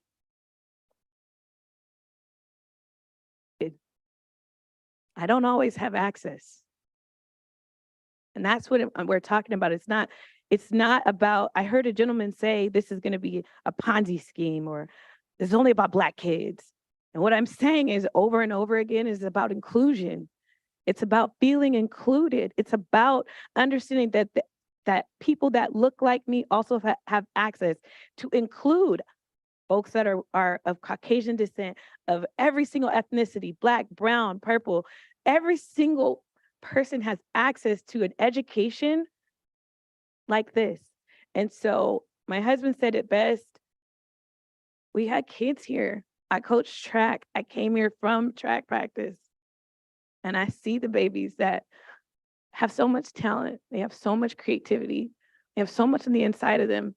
And there's nothing like this that I've seen in this valley. And so I'm even at a loss for words because I'm like, who would want to be against something good like this? I just feel like when you have good news, when you have good things, you share it. You share it. And when people come up with a good opportunity for a solution, like we have a church and our thing is, when you see a problem, be the solution. This is a solution. To me, it's a no-brainer. This is an answer to so many parents' prayers. And this last thing I say, 10 seconds. This is history. This woman's 89 years old. 89 years old. And I know that she was one of the first and only people that looked like her at her school, representing as an educator. 89 years ain't that long ago. And 42 years ain't that long ago. So now to be in this moment, to have an opportunity, please don't mess this up. Because to be in the life of the living and see 89 years and wait and go through adversity and doors shut in your face and people spit on you and crosses burned in front of your, I know this woman's history. So for her to go fight this hard to get this far, and for me to be 42 and to have the privilege to stand here and to be so much more free than she was, but to have the opportunity for you all to say yes. And I'm wondering when my baby turns 42 and she's standing here and she'll be able to say, oh my God, I felt included. I know I was seen. So this is history and it matters to me. And I just pray that y'all take it seriously. You don't take it lightly in your choice and your decision, because we need this. Thank you. Dawn Evanson.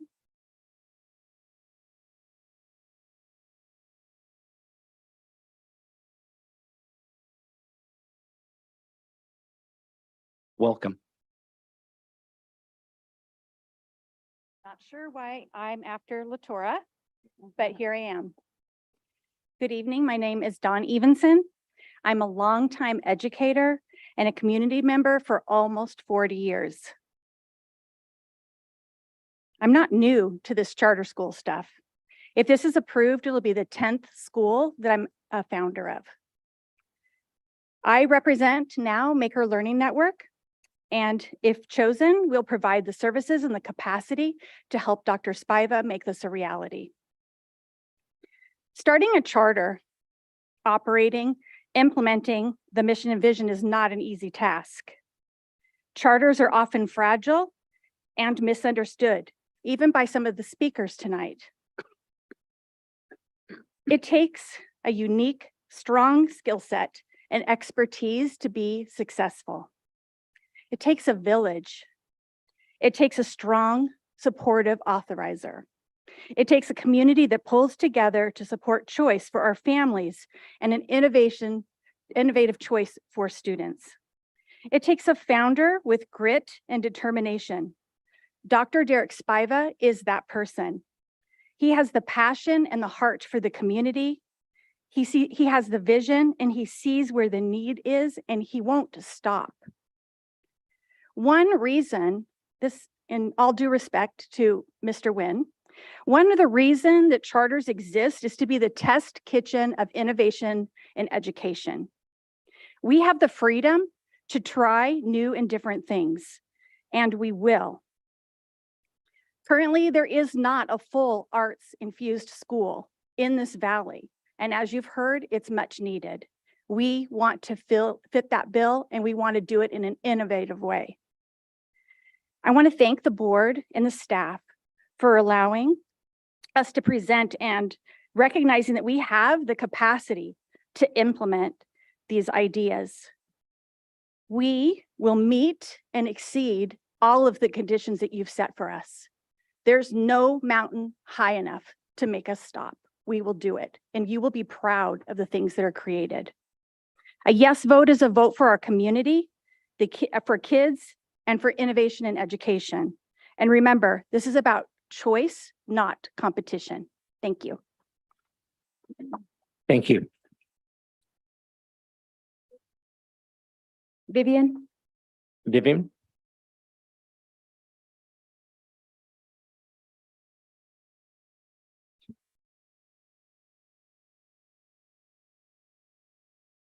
Welcome again. Welcome again, my president, again for this board. As usual, like I said, I probably wouldn't have had that suit against me had I had things written the right way when I was getting $20,000 taken away from me, from no good teachers that were in the district. So it is funny to hear Nguyen talk, because I believe when Dr. Ruffin was on the board a year ago, he followed and he went somewhere supposedly to, I guess, as they mentioned, she said it on the board and records, that where she was located, his car was nearby where she was, she don't like to come to the board. See, it's these bullies and these bullies and threats and discrimination that's going on this board that we know that we've had, and we still have people on this board. And apparently, husbands, wives, and different things are people supporters of the things that are wrong with this district, with trying to have a program that will help all kids. If I recollect last month, because I've been a little sick, I thought Dr. Spivey did put a big old performance up here, or a screen show that showed how we were lacking in this district so many different things. So if I'm wrong, just correct me, but I believe that as Ms. Trustee person, Ms. Cardona, how they were saying we need performing arts. We need these different things with school, career, trade schools, different things. He showed a lot of things. What kills me about how this district act, or how certain people act about it, they don't want change. They don't want to have the kids have the different opportunities to learn differently the way he showed. I think last year when it was iLead, they showed it was a group of Spanish, white, all kind of kids coming up here. If I'm right, Dr. Spivey, because I first said last month, I didn't want Synergy because I'm thinking, who are they? It's something new. You guys don't want to do anything. But they took that iLead program and they canceled it last year. But now it is the same program that was good. Little kids were crying here. And some of the same board members were sitting here so happy that it didn't go through. That what's the problem? This district does got money. Let's not act like there's not no money and things that haven't been put away. There's people getting employment, getting money and salaries on here that shouldn't be. They shouldn't even be on this here panel. Let's keep it real. Synergy, as I see it, as like the young lady said, 89-year-old woman who's been here to testify, that we know that this district has not been right. But we also know, let's keep it really 100. We know that there's been a mass exodus out of this town since the market happened. And guess what race it was? That got to sell homes, got to get the hell up out of here and go because they don't want to see Spanish. They don't want to see Black. They don't want to see no other races up here. And we still got some of these same little ones that are still hanging around here trying to protest that this 30 district in this seconds. town is doing the right thing. It would be right when you three,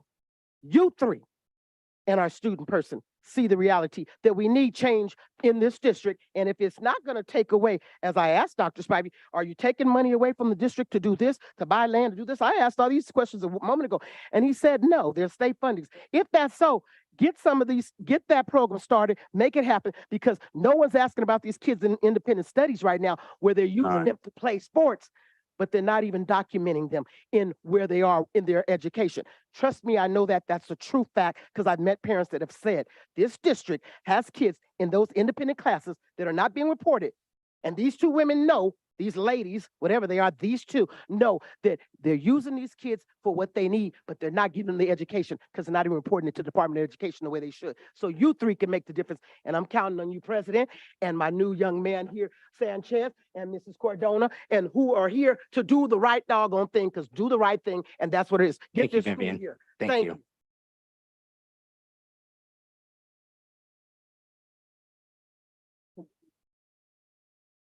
That concludes our speakers for the Synergy Charter.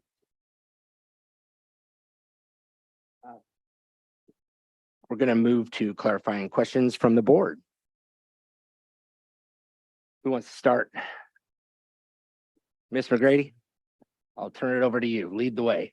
I'm going to try to make this very brief. But as you all know, I came with a lot of concerns this Yes, evening. ma'am. And we had a very robust conversation, and I would like to thank Ms. Suki, if I may call you that, from AALRR, who, in my opinion, is not only lovely, intelligent, but gracious, and she's also a bit of a mediator. So my questions were taken care of.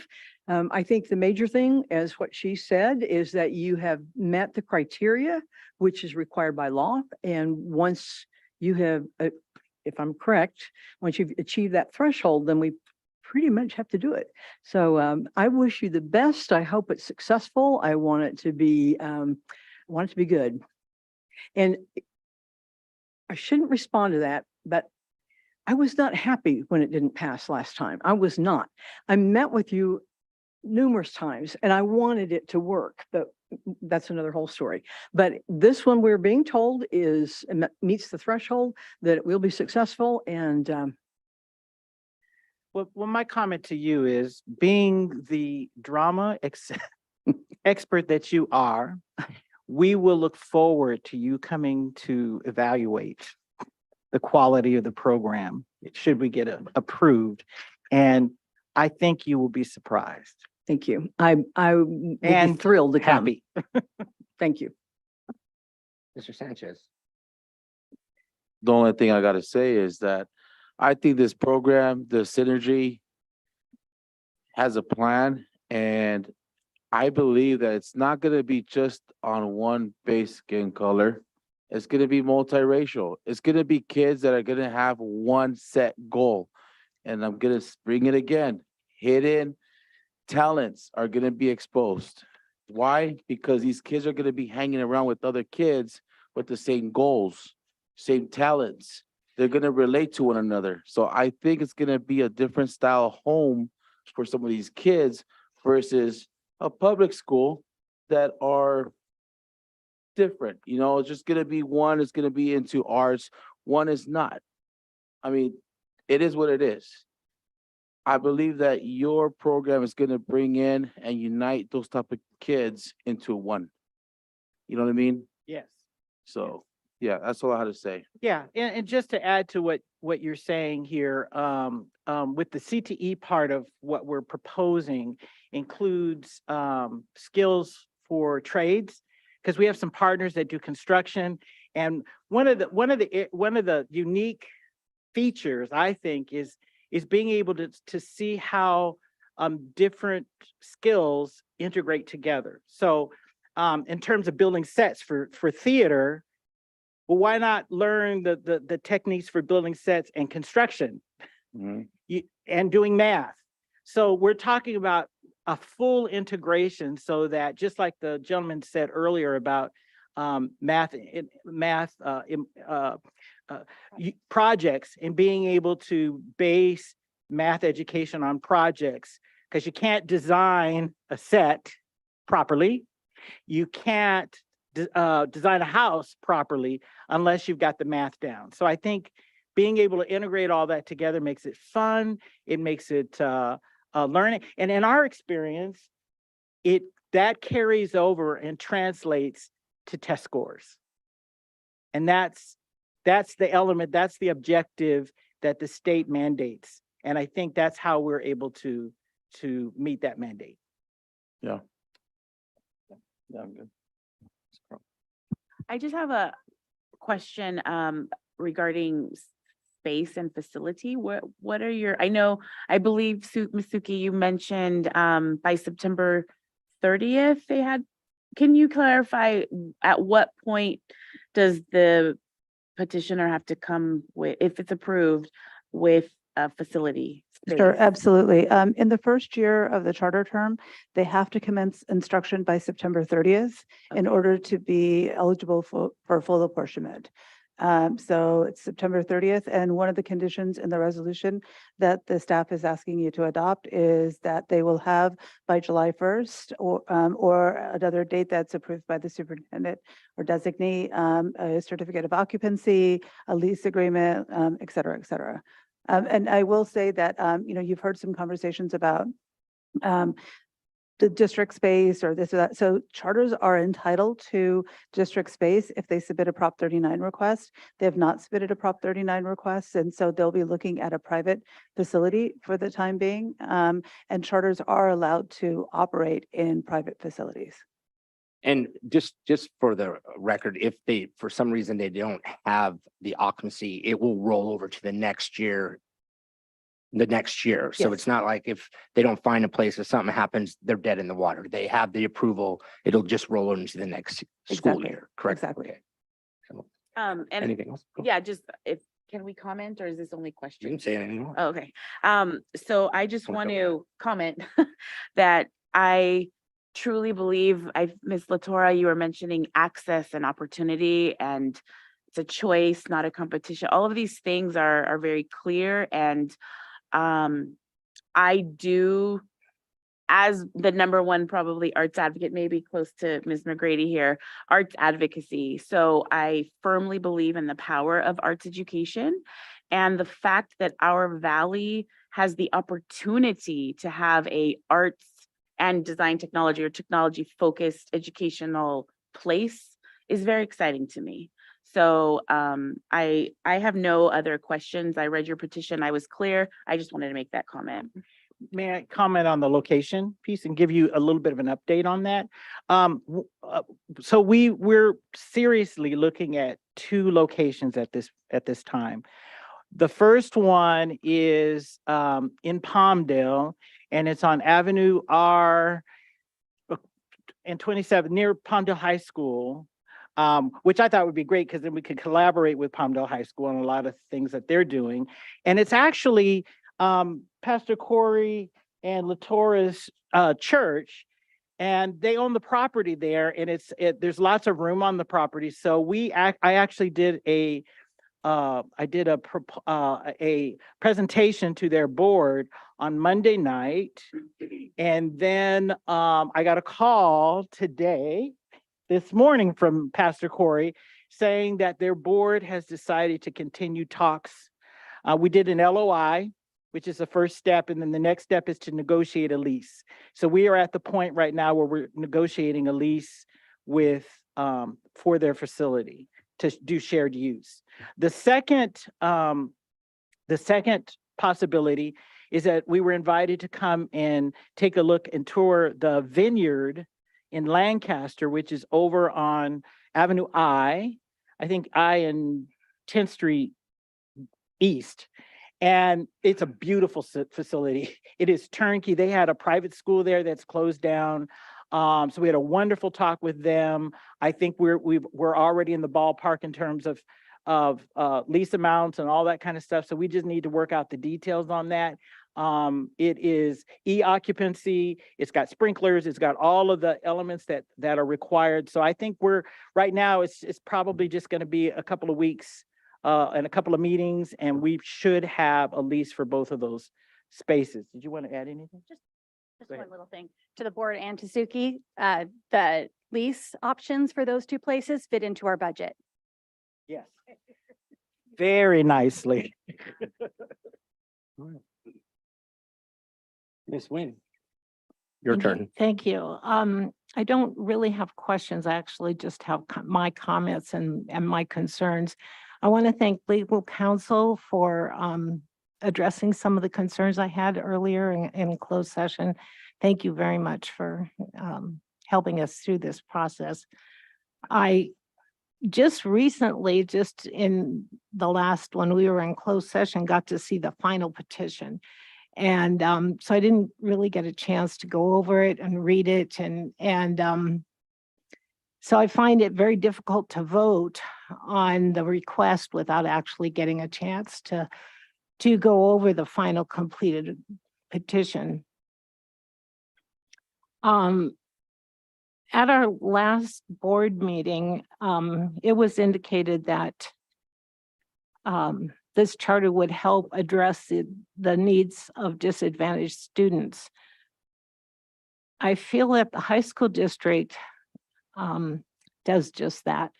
We spend $18 million a year on helping students with social and emotional problems and disadvantages. Miss Williams and her team are exemplary professionals, and they help students to such a high degree that I just don't believe a charter could replicate. My next concern is the petition includes a TK through elementary. I've been volunteering in our elementary schools for 35 years. I've volunteered in almost every single district in this valley except for 2. And I feel that I have gotten a chance maybe that other people don't always get to take a look at what our elementary schools offer in the way of educational opportunities as well as social emotional, addressing social emotional concerns. And I feel they do an amazing job. I feel like the fact that this petition is not just high school district, which is what we've always been presented with in the past, but now this includes elementary school. I feel like it's just a little underhanded and a slap in the face to our elementary school districts. There would be no reason, from what I've seen in all my years of working with school districts, volunteering with school districts, that this charter would do a better job in addressing the elementary school educational needs as well as their social emotional needs of students. As far as offering visual and performing arts opportunities for students, we have at our Eastside High School, Lancaster, Quartz Hill, Palmdale and Highland High School opportunities for students. We're an open enrollment district. So if a student has an indication that they would like to further advance their education in a number of different career technical education, they can do that. As I said, we're an open enrollment.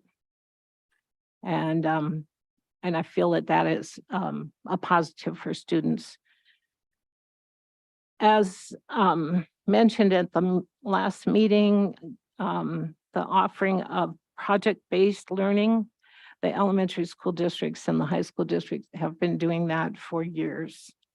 Independent study. We offer independent study at our schools that are conveniently located around the valley, and we have professionals who staff and work with our students in an independent study program. I also have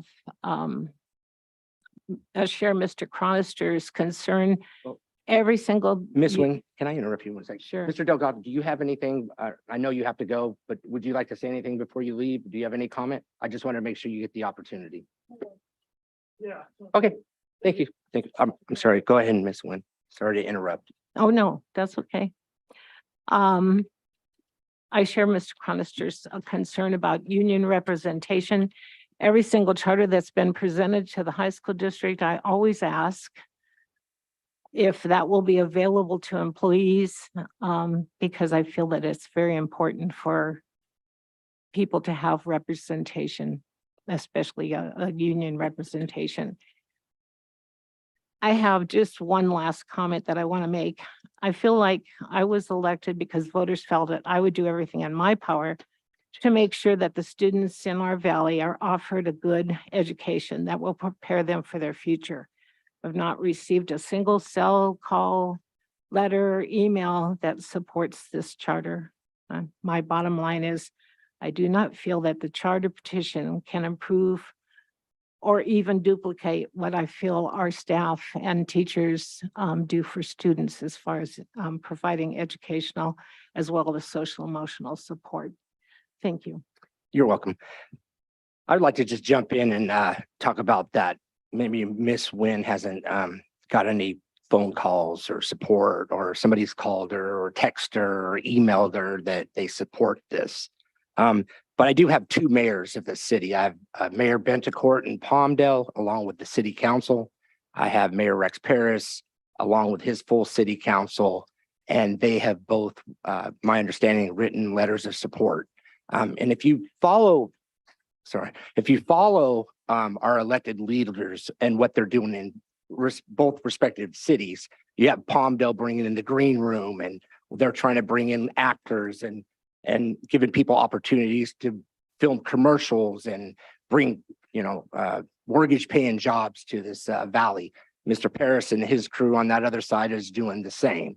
Suki, I just want to talk about the law.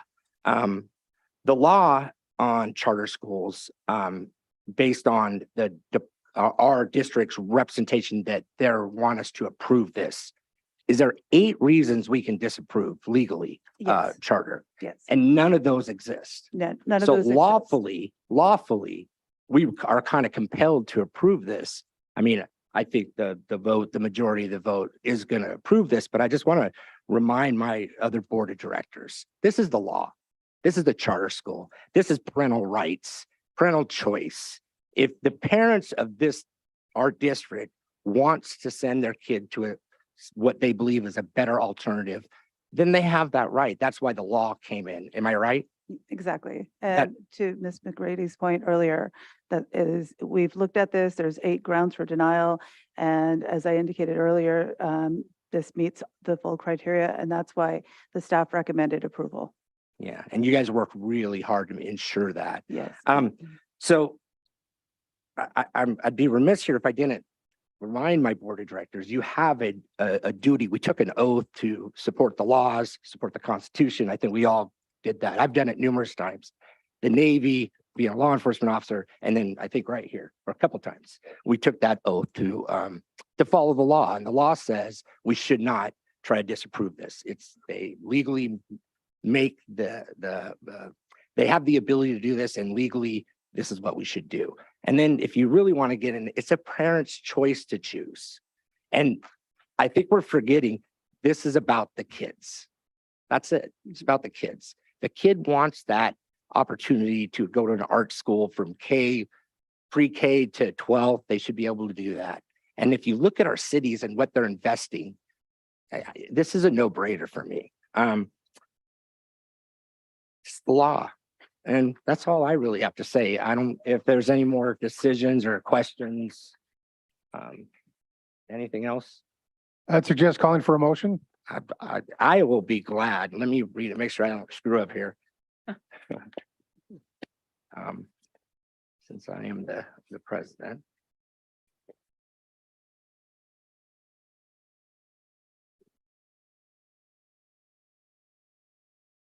So I hereby move to approve the Synergy School of Performing Arts and Technology Antelope Valley Charter Petition and adopt resolution number 2022-23-028 for a 3-year term beginning on July 1, 2023 and ending on June 30th, 2026.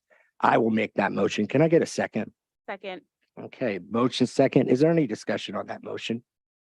Ms. McGray? Ms. Sanchez? No. Ms. Green? Ms. Wynn? No, thank you. Okay, seeing none, all those in favor say aye. Aye. Aye. Opposed, say nay. Nay. 1 nay. Motion passes 4-1. Congratulations. Good luck.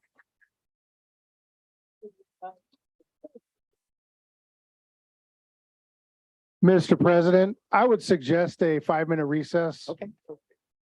We will take a 5-minute recess. I said 40%.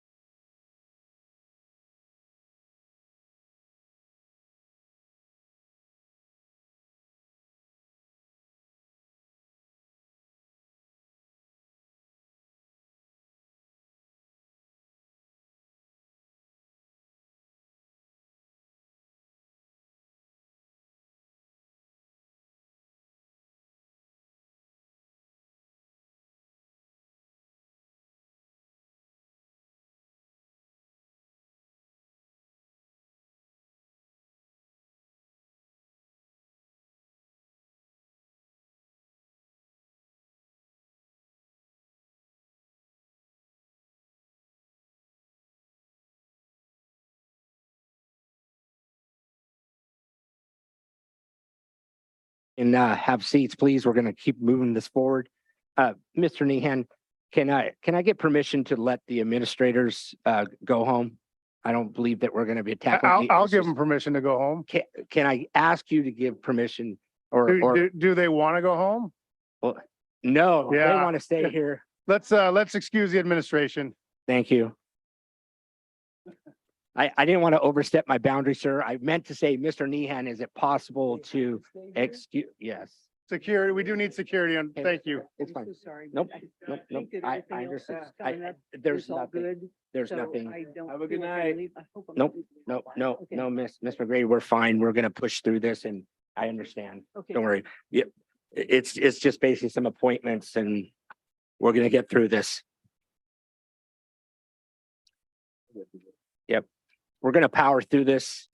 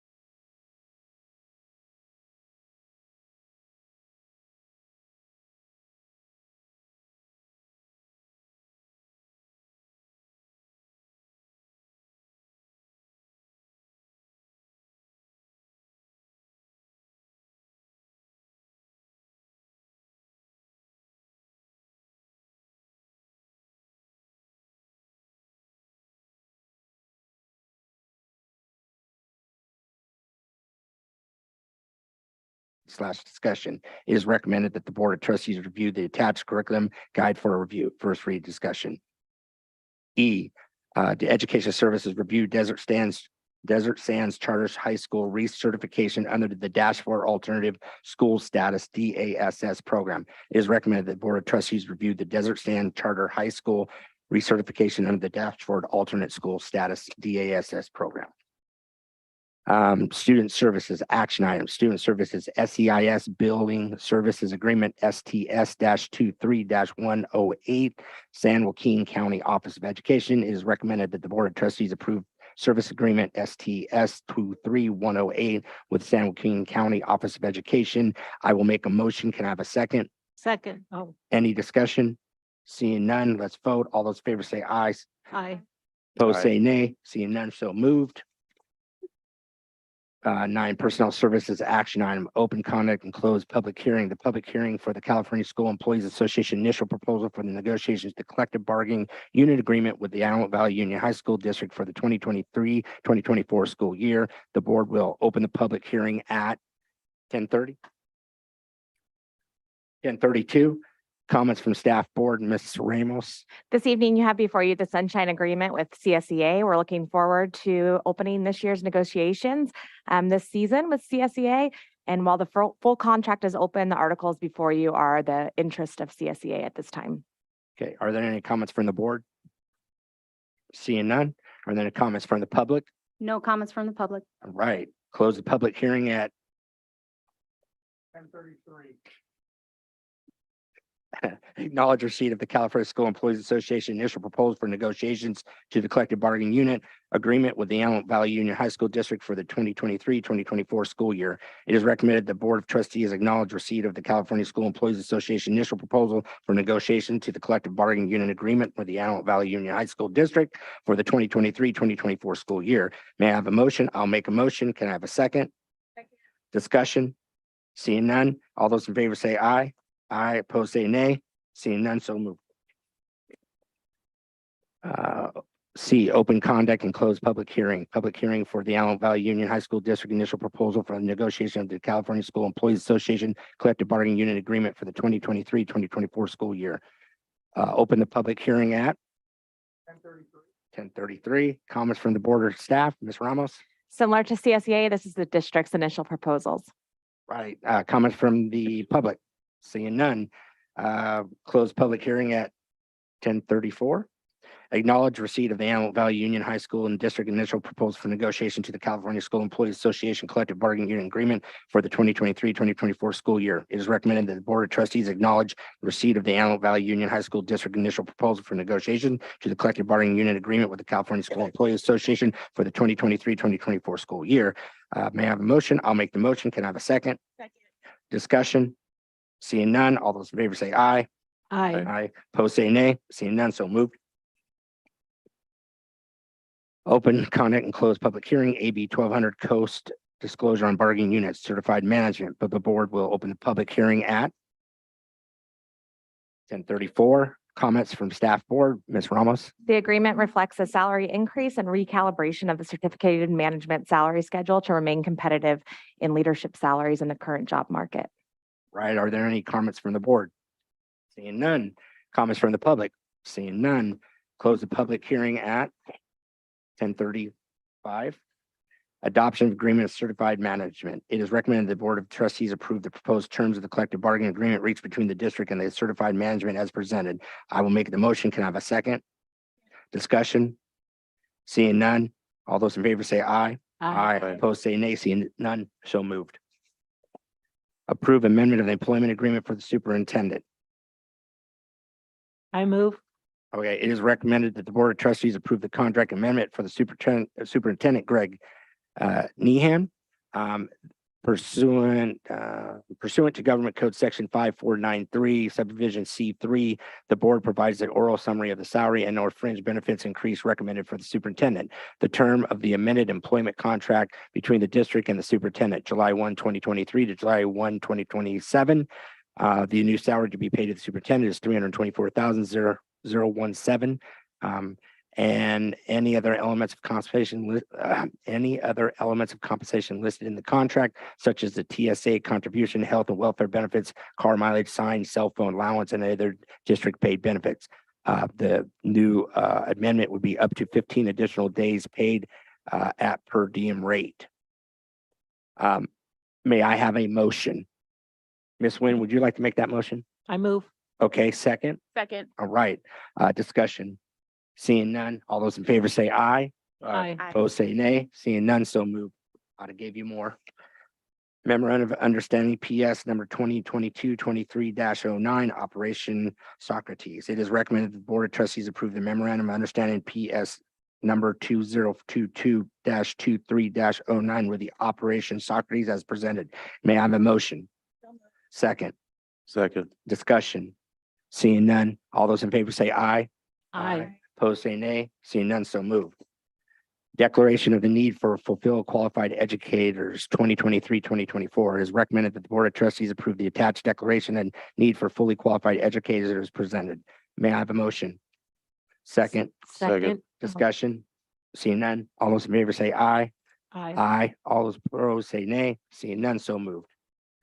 10, business service action item, approved resolution 2022-23-27, delegation of individuals for self-insured risk management authority. 1, SIRMA1, workers' compensation insurance coverage. It is recommended by the Board of Trustees approve resolution number 2022-23-27 to designate Rebecca Fox, risk manager coordinator, and Brian Hawkins, assistant superintendent business, as authorized district representative to complete and certify required forms under the Risk Insured Risk Management Authority. Motion. I move. Second. Second. Any discussion? Seeing none. All those in favor say aye. Aye. Opposed say nay. Seeing none. So moved. B, award contract to lowest responsible bidder, bid 06-22-23 East Valley Carpet and LVT replacement. Is recommended that the board award the contract of gravel floor covering as lowest responsibility and authorize Brian Hawkins to execute the contract on behalf of the district. Motion. Second. Discussion. So Mr. Nehan, I don't know if you had the opportunity to ask, but I did have the question about B and C. So there was it's the same contract number, but the expiration dates are different. So can you get a clarification on that? That was just a clerical error and it will be fixed. So is And- the correct one 25 or 2024, the expiration date on the license? It's 25. Okay, thank you. Right, any other discussion? Seeing none, all those in favor say aye. Aye. Opposed say nay, seeing none, so moved. Award contract to lowest responsible bidder 0722-23 West Valley Carpet and LVT replacement. It is recommended that the board award the contract to Reliable Floor Covering at the lowest responsible bidder and authorize Brian Hawkins to execute the contract on behalf of the district. Motion. Second. Discussion. Seeing none, all those in favor say aye. Aye. Opposed say nay, seeing none, so moved. Award contract to lowest bidder. This is the bid 0822-23 District Office Parking Lot Routine Maintenance. It is recommended that the Board of Trustees award a contract to Century Paving, Inc. and the lowest responsible bidder and authorize Brian Hawkins to execute the contract on behalf of the district. Motion. Second. Discussion. Seeing none, all those in favor say aye. Aye. Aye. Opposed say nay. Seeing none, so moved. Award contract to the lowest responsible bidder 0922-23 HHS, EHS, and AVUHSD Shade Structural Worksite. It is recommended that the Board of Trustees approve the attached agreement with Zentraman Inc., DBA ANM Construction and Engineering, and authorize Brian Hawkins as the authorized agent to execute the contract on behalf of the district. Motion. Second. Discussion. Seeing none, all those in favor say aye. Aye. Aye. Opposed say nay. Seeing none, so moved. Award contract to the lowest responsible bidder 10-22-23 AVHS and PHS Ag Farm Fence Project. It is recommended that the Board of Trustees approve the attached agreement with Red Hawk Services, Inc. and authorize Brian Hawkins as an authorized agent to execute the contract on behalf of the district. I'll make the motion. Discussion. Seeing none. All those in favor say aye. Aye. Opposed say nay. Seeing none, so moved. Okay. I make a motion to appoint Newton Shillette.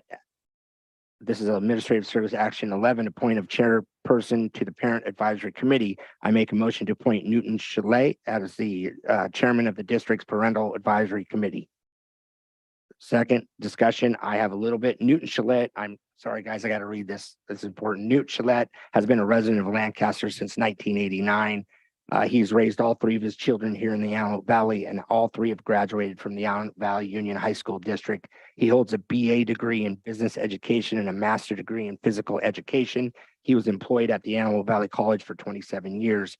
He was a faculty member, coach, athletic director, dean, and vice president. 2016, ABC named the court floor of the Antelope Valley College Physical Education Building and Gymnasium the Newt Shillette Court. He currently serves on the board of directors of the Antelope Valley Sheriff Boosters AVAQMD Board of Directors, as well as the Antelope Valley Fair Board. Newton has served on the board of directors for the Boys and Girls Club of the Antelope Valley and the City of Lancaster's Criminal Justice Commission. I could get into all the great achievements in the areas of sports. However, we would be here all night when I wrote that. So fitting now. I encourage the board to approve this appointment. AVUHSD will benefit greatly for having Newton on our team. Any other discussion? Nope. Seeing none. All those in favor say aye. Aye. Opposed say nay. Seeing none. Mr. Hughes, Yes. did we do F, number 10F, the ag fence? Yes, we We did. did? Yes. I'm I was sorry. moving really fast. That went right past That- me. I'm sorry. I believe you said aye on that, ma'am. I would have. Let No. the record reflect.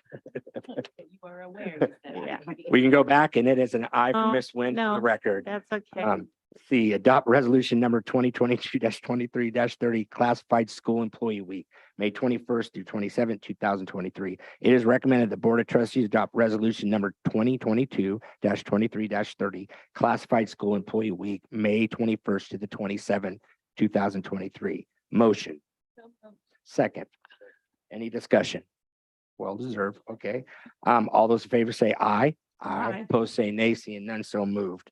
Adopt resolution 2022-23-31, National School Nurse Day, May 10th, 2023. It is recommended that the Board of Trustees. Which one is? Yeah, it was that. What did I do? Skip C. We believe you voted on item C, but skipped item B. which was the Oh, teacher. I did skip B because the paper's covering. I'll go back to B. Wait, can we vote on, Yeah, you can continue and then come back to it. no discussion on, we were at C, right? Correct. No, we were, D. no, D. You're on Okay, D. any discussion? I have a motion and a second. Any discussion? All right, no discussion. All those in favor say aye. Aye, opposed say Aye. nay. Seeing none, so move. I'm gonna go back to B because the paper was covering it. It is recommended that the Board of Trustees adopt resolution number 2022-23-29, Teacher Appreciation Week, May 1st through the 5th, 2023. Motion. Second. Discussion. Well deserved. Having a motion, a second, we'll vote. All those in favor say aye. Aye, Aye. opposed say nay. Seeing none, so moved. Now we're gonna move on to E. Or no, D, or 12. Item 12. Well, Approve consent agenda. Approve items listed in the following consent agenda categories: education service, student services, personnel services, business services, and administrative services. Actions proposed for the consent agenda are items consistent with the adopted policies and approved practices of the district and are deemed routine in nature. The board will be asked to approve all the items in the consent agenda by a single vote unless any member of the board asks that an item be removed from the consent agenda to be considered and discussed separately. It is recommended that the Board of Trustees approve the items listed in the following consent agenda categories: education services, student services, personnel services, business services, and administrative services as presented. Is there any board that would like to withdraw anything for discussion? of course, I was, 16A, 16A for, donations. okay, and you just For want the discussion. It's just Right. such a long list. I can't let it go without saying thank you to all the people who have Absolutely. helped. Anything else? 16O. 16O, is that for just discussion? Discussion. Okay. Anything else? I'll give you, 30 seconds. no, what do we have? 30 seconds. I'll give you 45 minutes. All right, we're going to 10:30. And M. And M, M is in Mary. and for discussion? Okay, I will go for discussion. Let's go to 16A, Miss Nguyen. If you want to discuss it, and then if you guys want, then we can vote on all of it at once, if that's appropriate. 16A, Miss Nguyen, you have the floor. I kind of said it. It's such a long list of donations and I want to make sure that, and I know that we send out a thank you as well as the certificate, but still want to make note of the fact that it's a huge list. Yes, Thank it's you to all outstanding. of those people who help our students. Okay, and then 16O, Miss Nguyen. Oh, that was me. Oh, that was you? Is that Yeah. the only one you wanted? Oh. Miss Nguyen? Oh, That was yes, it? Okay, yes. and then O, First, M is up. M is up. Okay. So I have a couple of, I brought this up to Mr. Nehan, but I just want an answer for M. There's a couple, there's multiple entries of the same PO for, Hale Medical Supply for nitrile gloves for cafe and then Domino's Pizza, but it's the same PO and it's duplicated 6 or 7 times. So I just want to make sure that's not an error. And then, or I guess my question is, why is it so many times with the same PO? Because we made separate purchases off of the one PO, I believe. But it's all the same amount exactly. Probably like a large pizza and a Coke. I don't know. Well, no, there is No, that. it's like $40,000 worth. Pizza? Yes. Which one is it? So these need 23 to be what? paginated. That would help. No, 3 what? On M, it's the 1 Oh. to 3rd page within M. Oh, those are all different school sites. The cafeteria, the Domino's Pizza, we provide that on Fridays for Right. student food. Okay. So those are each different school sites, and then that's the same way with the gloves, because those go to science classes at different school sites. Okay, so the PO can be the same. It's just. Yes. I just wanted to It's the make sure it location. wasn't like a duplication. Yeah, it's the Okay, location is different. thank you. And Watching our then budget. Huh? Watching our budget. I watching the like it. budget. And then, I don't know which page, but here, it's the Southern California. Yes, both of electrical and those gas. What we- is that? That's We had to astonishing. increase the purchase orders because of the increased cost of electricity and gas for this year. But what's the period that this is covered? I mean, that's From now till the end of June. April, so 3 months? Yes, Of, because of the increased costs, we've used the PO that we originally did last July. And the okay, increased costs we've seen across the district, and this is district-wide. This is not any one location. This is all 18 of them. oh, okay, well, because in the past, we've had the line items and it has site specific, because I remember there was one you were going to question because it was $100 and something thousand dollars, and so I just wanted to know the consistency of We that. did these two as to finish off the year, so we Oh, didn't okay. go by site. This is what we anticipate the cost will be between now and the end of June. Okay, and then I do want for the record to know or really be more conscious of what are we doing for energy conservation? We have LED lights almost everywhere. All of our HVACs are being replaced, so going from a probably near 6 to 8 SEER up to the 12 SEER, which is the building code. Mhm. And so, and we are putting in what's called Pelican. It's the brand name of thermostats that we can control at a Okay. central point. So one of the issues we've always had, every school district has had it, is their portable classrooms. The teachers will turn the air conditioning on, put it to 65 and leave. And forget it, yeah. And it's that way all summer. So Okay. with these thermostats, we're able to turn them off at 4 PM and turn it back on at 6 AM Oh, to okay. keep the room cool for the teachers. Okay, But we are looking at energy conservation, things like that. awesome, thank you. Plus the solar panels. We don't get a lot of money from the solar No. panels, but in another few years, we can purchase Are you those doing panels. Yes, And then we would get all the savings. correct. Make a motion for Thank you. overtime. Thank you. Okay, And then O. and oh, yes, ma'am. So O is on the business employee conference trip reimbursement schedule. I just want to make this a note of record that, oh wait, did I pull the wrong one? I'll give you another one. No, O is the conference trip request. But where was the one that's $450,000? Oh yeah, that's this one.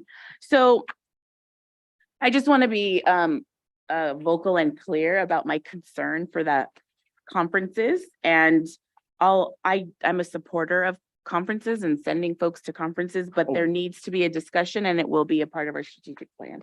So it's not directed to you, Mr. Hawkins, Right. but this is just very concerning to me, of the amount of money that we're spending. And I just think we need to be a little more aware of what we're doing with that. I just want to make that a note of record. And just a point of clarification, the entire trip schedule is $450,000, not a single item. Correct, I'm sorry. You made my Yes. heart drop just a little bit because I didn't remember talking about Oh, that. sorry, no, the whole, the amount, the total amount. Yes, apologies. No, that Mr. Hawkins sits on the AVUHSD and they deal with that. Yeah. Okay. The question was about bus driver pay, and that goes to the Antelope Valley ST transportation agency, and school we- transportation. And they- Mr. Hawkins, the president of that JPA group that we have. That is CSEA driven as well, but we made a wholesale increase in their bus driver salaries to bring them up closer. And we will average it every year among the 3 JPAs, 3 members of the JPA. Whatever we provide our employees will be averaged, and that's what they will get going forward. So we keep them on there. Cool. Thank you. Ms. Corona, one thing to look at on the conference trip requests, a lot of these trips are paid out of specialty funds. So whether it be Title I or some CTIG, CTE, so it's not just general fund.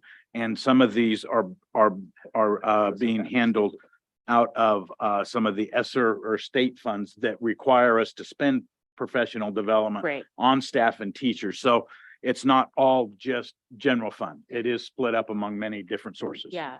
And I want to get down to the bottom of really just digging through and seeing and where we're at with that. Okay, great. Thank you. And then we are ready to have a motion for the consent agenda. So moved. Second, Second. any further discussion? Seeing none, all those favors say aye. Aye. Those say nay, seeing none, so moved. We are at adjourned closed session. You don't want to say anything, Mr. Meehan? You're eight, I'm so sorry, I didn't skip over that. number 18. Would you like to say anything? Oh, thank you. All right, move to close. No. Hey, we're all Hey, doing hey. it today. You want me to go first? First off, I do want to express gratitude to the board for the increase in compensation this evening. I love working in this district. I love the people here. I love what I do. And I appreciate the support of the board. So thank you very much. And, On- and, on- and I could say that we're gonna put you to work and you're gonna work really hard for that money, and we appreciate that. Thank you. Yep, absolutely. Thank you. And on behalf of Mr. Delgado and myself, we want to offer a couple of congratulations. First to Tiana Moreno, a Highland High School junior, and a couple weeks ago, he was named the president of the United Black Student Unions of California for the upcoming school year. And then also congratulations to the Antelope Valley High School BSU, Black Student Union, for being named the BSU of the year by the UBSUC as well. And then real quick, Knight High School and Eastside High School, congratulations. They both received recertifications this week as avid national demonstration schools. Incredible effort on the part of their staff and just a reflection of the high quality programs that they have. Thank you. We will adjourn to closed session.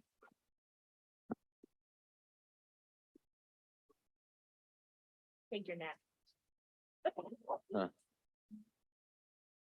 You have our permission. Watch Mr. Meehan, though. FA may disagree.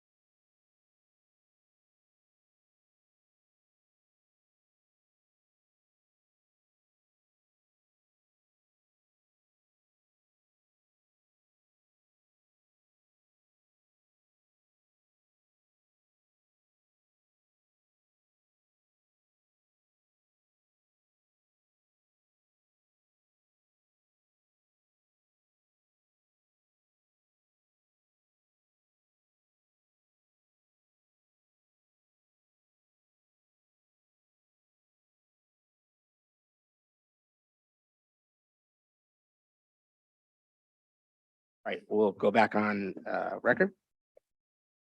All right, I will be talking about what we did within closed session by a vote of 4-0. The board took action to approve the appointment of Kimberly Porter to the Director 2 Multi-Tiered System of Support. May I please have a motion to approve administrative hearing panel recommendations for student expulsions and to order as presented the expulsion of 9 students. Motion, So moved. second. Second. Any discussion? Okay, no discussion. All those in favor say aye. Aye. Opposed, say nay. Seeing none, so moved.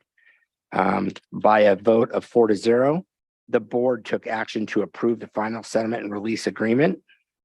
During a closed session, the board considered final settlement and release agreement STS 23110. By a vote of 4-0, the board took action to approve the final settlement and release agreement. Item 19H, during closed session, the board considered a request to waive helpful living for an Antelope Valley Union High School District student. By a vote of 4-0, the board took action to accept the request. Item 19I, during closed session, the board considered claim 23-02270001. By a vote of 4-0, the board took action to reject the claim. Item 19J, during closed session, the board considered claim number 23-03150001. By a vote of 4-0, the board took action to accept the claim.